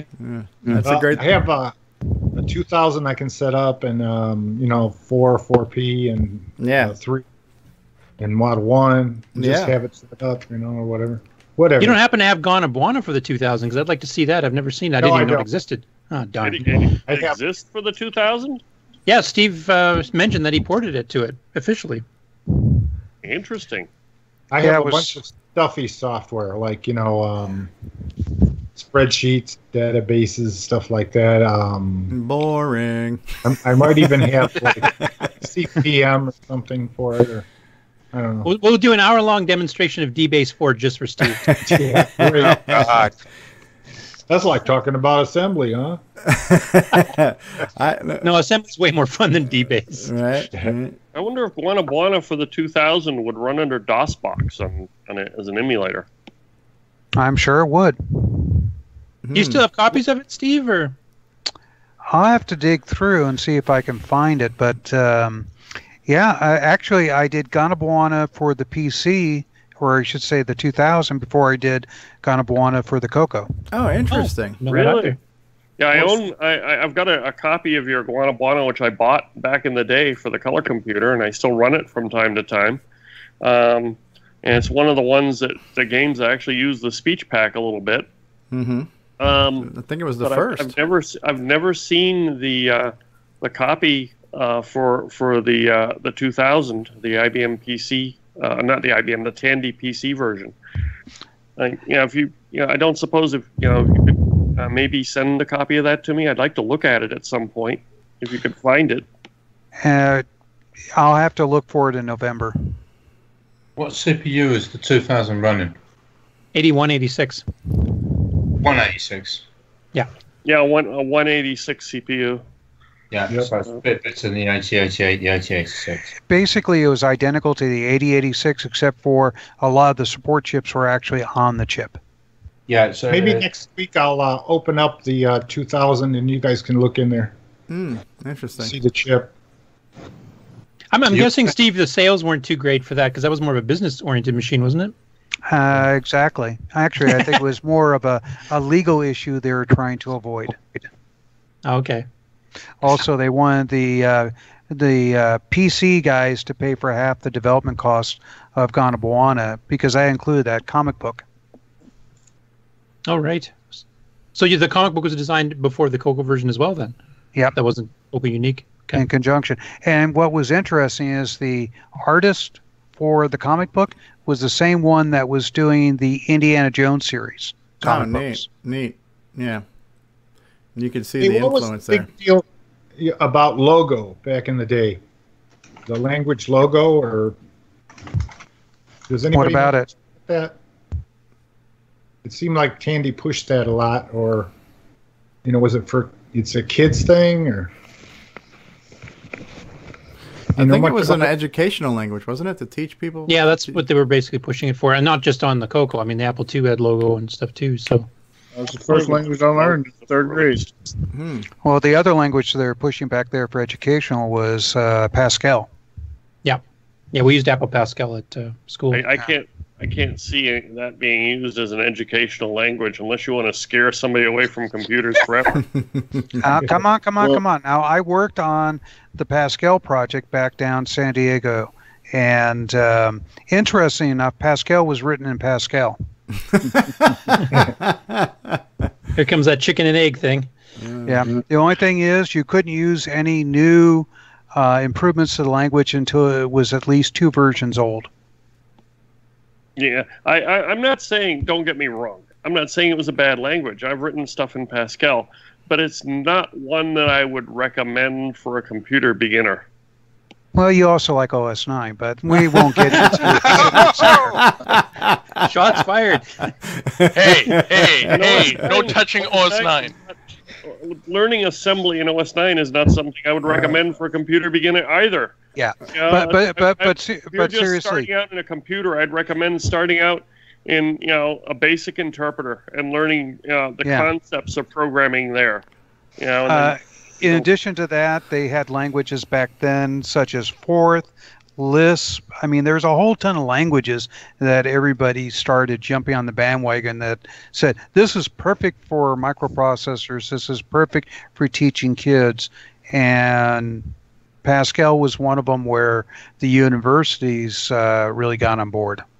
Yeah, and some of the high schools did too. Like a lot of our local high schools here went Pascal for a few years. Yeah, I used to program Pascal as well, but did the Coco version of Pascal have inline assembly like the 8086, 8186, 286 version? Well, they compiled to Pico, so probably not. No. By the way, my fingerprints were all over the turtle graphics on the Pascal. That's the part I worked on when I was at the university. Neat. And the turtle graphics is what it was called, was logo, right? Because the logo language, you were moving a turtle on the screen. Yeah. Yeah. It was kind of logo. central to Pascal. Logo, I would say, is much more of a beginner's language that's kid-friendly, etc. for somebody. Sorry. Yeah. Very, very cool. What is Mark Overholzer holding up? Apple Mark is logo. holding up a I picture use of that. Apple logo. Okay. Maybe I should go and get a prologue book. As long as it's not Forth, that one just boggled my mind. I just couldn't get the concept of how to even do math. It just seems so backwards. What is it, Polish notation it's called or something? Yep, Polish notation. Yeah. I never could wrap my head around that. Steve Wozniak was a strong supporter of reverse Polish notation on the Apple computer. He was a HP calculator engineer. You got it. That's why. Yeah, that's right, because the calculators use that same notation. Especially HPs. But yeah, some of them did. it's hard to find one that doesn't use RPN. And I remember somebody brought a calculator to the Homebrew Computer Society and showed it to Woz that used parentheses instead of reverse Polish notation, and it was kind of like he was showing him the devil. Hey, how many of you guys owned a Pulsar watch? Oh, no, I'm not familiar with that one. I did a long time ago. I don't know where it went. Yeah, I had one till it quit. It pretty quit cool working. looking. Mine quit working at some point. I forget. Yeah, mine. Well, Steve, maybe we should end this rat hole and get back to the subject. Yeah, I don't even know what the subject has been. But yeah, Tandy Assembly was the original theme for today's show. No, that's good. So Ron, thank you again for another segment. That's great. Ron's Garage got good stuff. Yeah, we're always interested in seeing what you have. It's all cool, vintage, retro stuff, and it's your segment. And the great thing about having your own segment is you show off whatever the hell you want. As long as we clear it of David Ladd and his people. He's got an entourage now, so. So good stuff. All Ron's stuff has floppies in it, so. There you go. Yep. So I do want to show off something that I think is nice to see too, which is the fact that we got a nice little write-up in the Glenside newsletter this month. And so this comes out. This is Glenside, as you know, is a club who hosts Cocoa Fest. And so they did write up Cocoa Talk in here. I need to find the section right now. So it starts right here. So by John Mark Mobley and Steve Strobridge and Mark Overholzer. So we got a couple different quotes in here. So, and he starts off by saying this, okay, we need to make sure we clear some of these definitions. So there is a Cocoa Chat, which is the internet relay chat. There is Cocoa Crew, which is a monthly podcast. There is the Cocoa List, which is the Cocoa mailing list. There is Cocoa Talk, which is a weekly live YouTube show, and now there's the audio version of Cocoa Talk that is the podcast version. So no confusion there. This is as complicated as OS 9 now. Yeah, ease of use. So just go about your lives, people. Nothing to see here. And it's nice to make those distinctions, right? No, it's not that complicated yet. Right. And so it does talk about, the Cocoa Talk is a show you can see, Saturdays at 2 p.m. It has the link to our website, how to email me, how to see some videos, and then talks about the Cocoa Links page that I've been working on, all these resources, which is coconut.com. And it kind of gets into saying what the show is all about. And I kind of gave him a brief version of what it was. And then we also got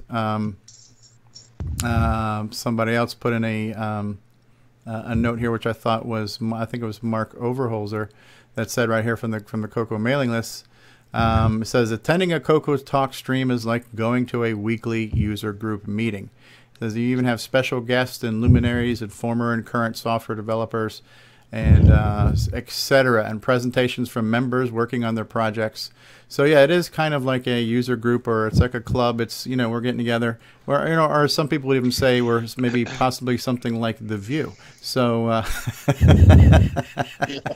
so it is, it's a bunch of people here yentering it up here, a bunch of cackling hens talking about whatever, and we've never. Go ahead, John. Don't be hating. Don't be hating. And we've never ever taken anything too far. Everything has always been concise and well structured, well planned. You want to reclassify that? Floppy talk. So the length of the show is definitely based on the fact that there's no real plan for it. Yes, yeah.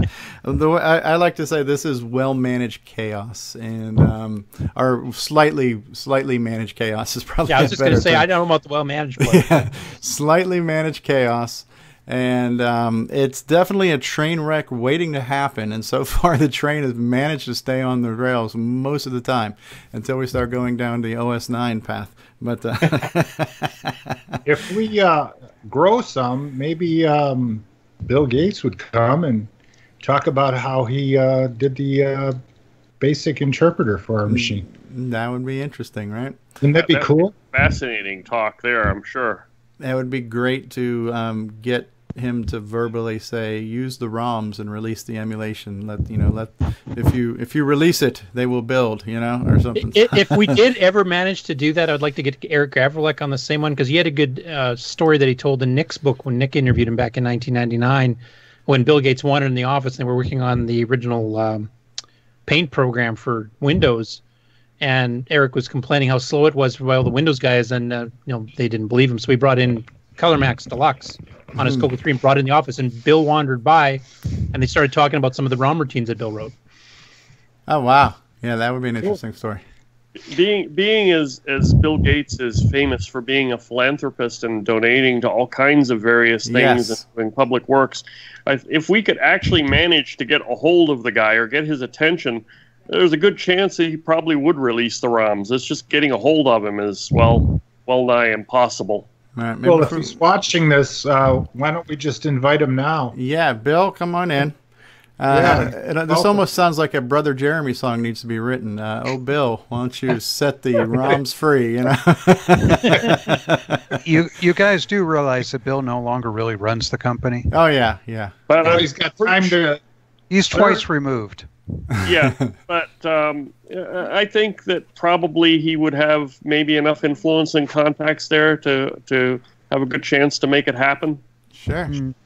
You know how some of us, when we get older, we get nostalgic about our computers? No, I have no idea. He would feel the same way. Maybe. Yeah. You never know. They say wish in one hand and... Never hurts to ask. I think that's the motto. Yeah, never hurts to ask. Yeah. Well, you guys do know basically that it was the PC that kind of ended the life of the color computer. Yep. Oh, yeah.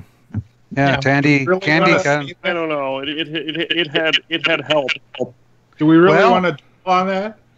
I actually do know a story where it got extended another 2 years because a little rivalry between the two, and it had to do with the guys were kept on saying our PC line produces better computers, they can do more stuff, and everything looks better on theirs. So the guys from the Coco division set up one of their machines with the identical same program on the Coco as on their machine, and had the guys come in. The guys go, yes, look at Rampage here. Doesn't it look so much better on the PC? It's got the great colors. It looks like the arcade. And then the guys showed him the cable was connected to the Coco, and the crappy version was the one running on the PC. That got the Coco another 2 years. Wow. Because they were about ready to cancel the Coco at that time. That's great to hear. Yeah. Ultimately, though, I think it was not the IBM but Tandy's own internal, I think, competition between those two departments. Tandy just, they decided that they wanted to concentrate on their IBM compatible line. Well, that's what I just said. Yeah, but it was their PC line. Well, the other thing too is Radio Shack stores were small, and you only had so much shelf space, and you were putting Coco games up there that were $30, and then you had word processors that were $100, $200, $300 taking the same amount of space, about the same amount of space. Well, they kept on looking at that same shelf space. We could sell 3 times, 4 times the price on the PC line. And that's eventually what killed the Coco. Yeah. Well, didn't freeware help that too? Freeware on the PC side or the Coco side? Yeah, PC side. Yeah, there was plenty of freeware on the PC side as well as on the Coco side. So sure. Yeah, well, they didn't make their money off of freeware, so that didn't matter to them. What they wanted to do is sell hardware, and software just supported the hardware sales. Well, when I got my PC, the biggest thing I was excited about was being able to get free programs that did stuff, and it seemed like anything you wanted to do, you can imagine, just go out there and look for something that did what you wanted it to do, and you can get an application to do it for free. And it wasn't long before a lot of those free programs were bringing along other software that would masquerade basically, to try and make a business model out of it. And then, of course, we had malware creeping in too. Yeah. I think by 1988, anyone who had an 8-bit computer for sale was thinking of getting out. It was the era of the 16-bit, and 32-bit was round the corner. So why would you keep selling an 8-bit computer? Well, it was also the video games with their 8/16-bit wars that also affected the PC industry, or the what I would call the personal computer industry, not the IBM personal industry. Right. Because people started thinking about 8-bit, 16-bit, and eventually 32 and 64-bit. More bits had to be better. Yeah, more is more. No, I think though what ultimately killed the 8-bit competing platforms was not that they were 8-bit, because they could have been extended to, or expanded, upgraded, etc. But around that time, the IBM PC was out, and it was a standard platform, and there were multiple companies producing it, and they were compatible with each other. And that intercompatibility is what killed all these little competing, different variants of, computers that were not compatible with each other. Well, the thing about the Tandy computers when they first came out with their, the 2000, the 1000, stuff like that, they had compatible on the operating system level, but not on the BIOS. It took companies like Compaq to make the black box BIOS that was compatible, and then everybody just bought those. Well, also, the fact that IBM accidentally made the ISA architecture to be open standard, and then they tried to capture it back when they switched over to the PS2. Actually, it wasn't a mistake. They purposely planned to use off-the-shelf components because they had such a fast development cycle they had to do.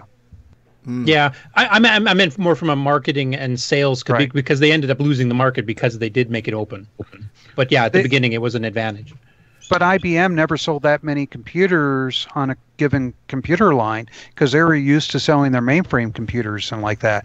And so if they had a few hundred sales in a month, that was extremely great business. They didn't think personal computers were going to sell that much.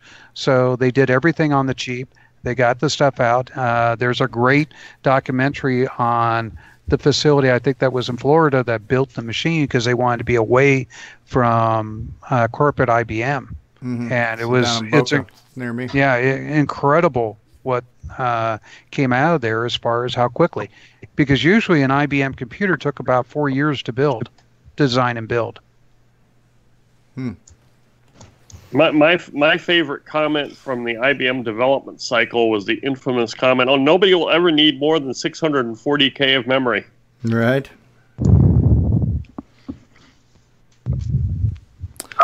All right. Well, have we beat this episode to death? Because I feel beaten. I think this is a good. I think this has been a good episode. We are running a little short this week. We haven't quite hit the 3-hour mark, so this is kind of. This is a short episode this week. The viewers will thank you.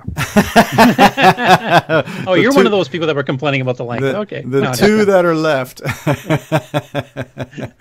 Well, most of the podcasts I work on are usually run 45 minutes to an hour. Yeah. So it's always the balancing act to let the conversation flow, but also try to not let the flow flow too much. So we'll get there.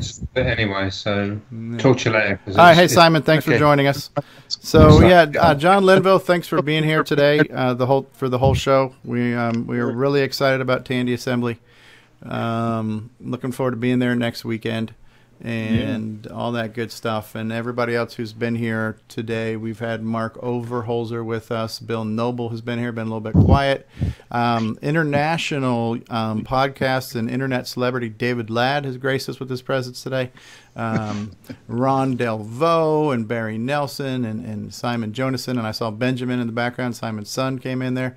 Nick Marentes, Ease of Use. Ease of Use. Yes, Jim Brain from Retro Innovations, another sponsor of Tandy Assembly. Jim, thanks for sponsoring. We're looking forward to seeing you next weekend too. And Curtis Boyle, Grant Leedy with his question of the week that sparked a very brief rebuttal of what platform should be used. Rick Adams is here, and Steve Bjork, thanks for stopping by as well with your input on Assembly too. And the words we will leave you with are going to be Tandy Assembly. Make sure you are there, and don't miss it. Be there or be square. Yeah, I'm sorry I can't miss it. October is my busy season with all this haunt stuff.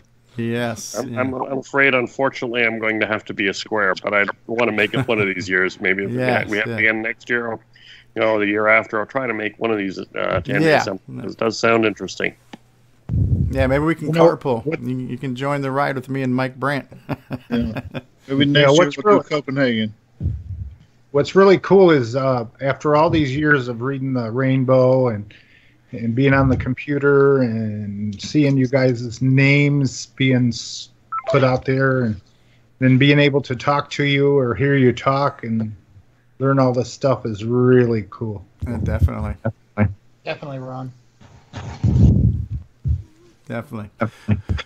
Yeah, just right, getting to hear David Ladd speak about floppies. I mean, that has just made my life. So, Curtis, no. We're not. And listen, placement for the Rainbow magazine. We're not allowed to make fun of David at least this episode. Oh, I was being serious. There's no fun being made there. So, what about David's floppies? What? As a matter of fact, Curtis, it was all your fault. You planted that seed in his twisted mind to start seeing what he could do with. Yeah. Okay, that is true. That Curtis got me revitalized. Ooh, that see how far down that rabbit hole. On the floppy stuff. I'm sorry, everyone. I'm looking forward to cassette talk. Cassette talk, isn't it? Listen, David. There's analog data on a cassette, David. So you can be passionate for that too. Remember, it's like VGA with modulation on those. Yes. Just don't talk about cassettes so much that we all get bored. Yeah. I could spend I could spend 2 hours talking about trying to manufacture cassette tapes that would be reliable on almost every cassette player. I could spend 2 hours on it. It is the biggest bane I can remember from early days of Coco and other systems. Wow. I do agree. I had a lot of problems with getting cassettes to write and then read back on different cassette players. These days, my solution to that is called an MP3. And it works about every time. Yeah. I have books of cassette holders with cassettes in there from back in the day. Yeah, they seem to hold up pretty well though, because I purchased a Color Computer Learning Lab, and those cassettes were in near pristine condition. Yeah, I've still got a whole shelf of Coco cassettes back over here. So Michael Newman says, I lost many of a Daggerath save to an unreliable tape. That's got to be a terrible lesson to. And Bruce Moore says, cassette talk. No. Yes, Bruce. We're going to start cassette talk. You would not believe at Datasoft how many cassettes we would get back because the people's players. In the process of playing and rewinding it like that, would actually stretch the tape. Oh, wow. Oh, yep, I've had that happen. Or actually snap it if it was bad enough. I do have one little cassette trick that I'm going to put out there for our modern computer users that are having to bootstrap their DriveWire systems. I found that if you speed up, you double speed up the DriveWire bin file that you're loading. If you're loading it, you don't have it on a ROM, you're loading it off a cassette.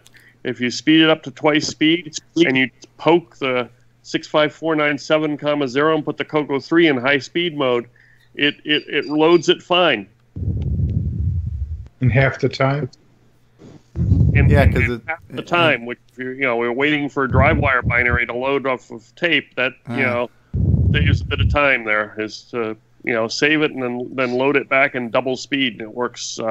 You get up and running in DriveWire if you don't have the ROM a lot quicker that way. Set. Hey, this show would be half speed. Yeah, right.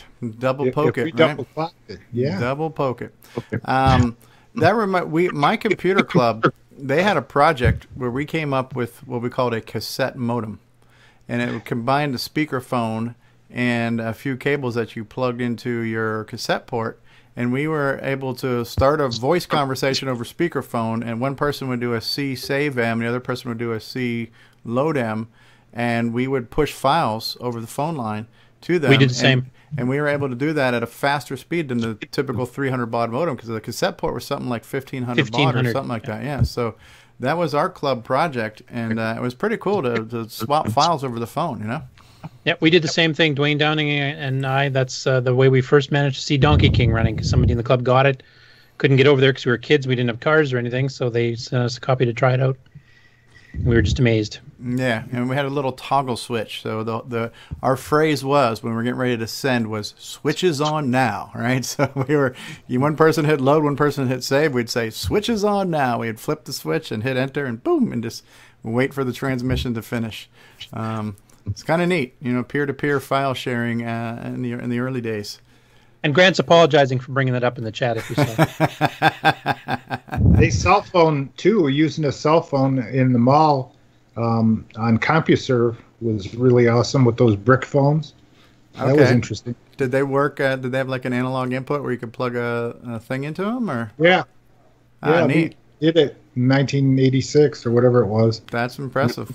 Awesome. Now we've done it. We've created a virtual cassette talk segment. Oh no! Well, this is going to lead into Tandy Assembly. There's a mobile computing display that Randy Kindig's going to have. You could have the Radio Shack suitcase phone plugged into a Model 100, and you could go anywhere and be online. Did an IBM PC ever use a cassette? Yes. The original PCs had a cassette port. It was in. Yep. The original 256K PC did. Yeah. Really? I don't know many people actually used it, but yeah, it was there. Wow. Also, another thing a lot of people don't know about the PC is that the original IBM PC ROM actually had BASIC built in. It was called Cassette BASIC. It's like one. Oh yeah, with BASIC A. Right. Well, BASIC A, if you look at the size of BASIC A compared to like GW BASIC, it's half the size. It's because GW BASIC has all of it in because it can't assume it's in the ROM, whereas BASIC A assumes that the BASIC C is in the PC. Yeah, I remember that. To the AT had BASIC and ROM. I worked in a lab that had PCs and XTs, so.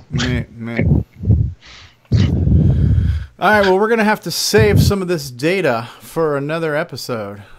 So this has been a great Cocoa Talk, and all we can say is Tandy Assembly, people. We are looking forward to Tandy Assembly.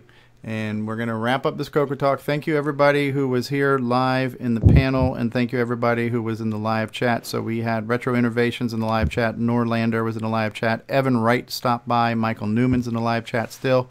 Solstice is in the live chat. Karen was in there for a little while. Sixy was in there. Nick Morentis started off in the live chat.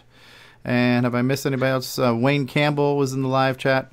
And Jim Gary stopped by and said hello. I didn't even see that. Sorry, Jim. Just seeing you here. Jim Gary's in the live chat, and I think that is most of the names that I haven't forgotten. So, yeah, thank you, everybody, for watching. Thank you, everybody, for being here speaking. Next weekend, Tandy Assembly. All right, guys. We are going to wrap up this episode of Cocoa Talk, and we thank you for watching. Tune in next week to the live stream at Tandy Assembly, and we'll see you then, people. Eat retro. Later, all. Good night.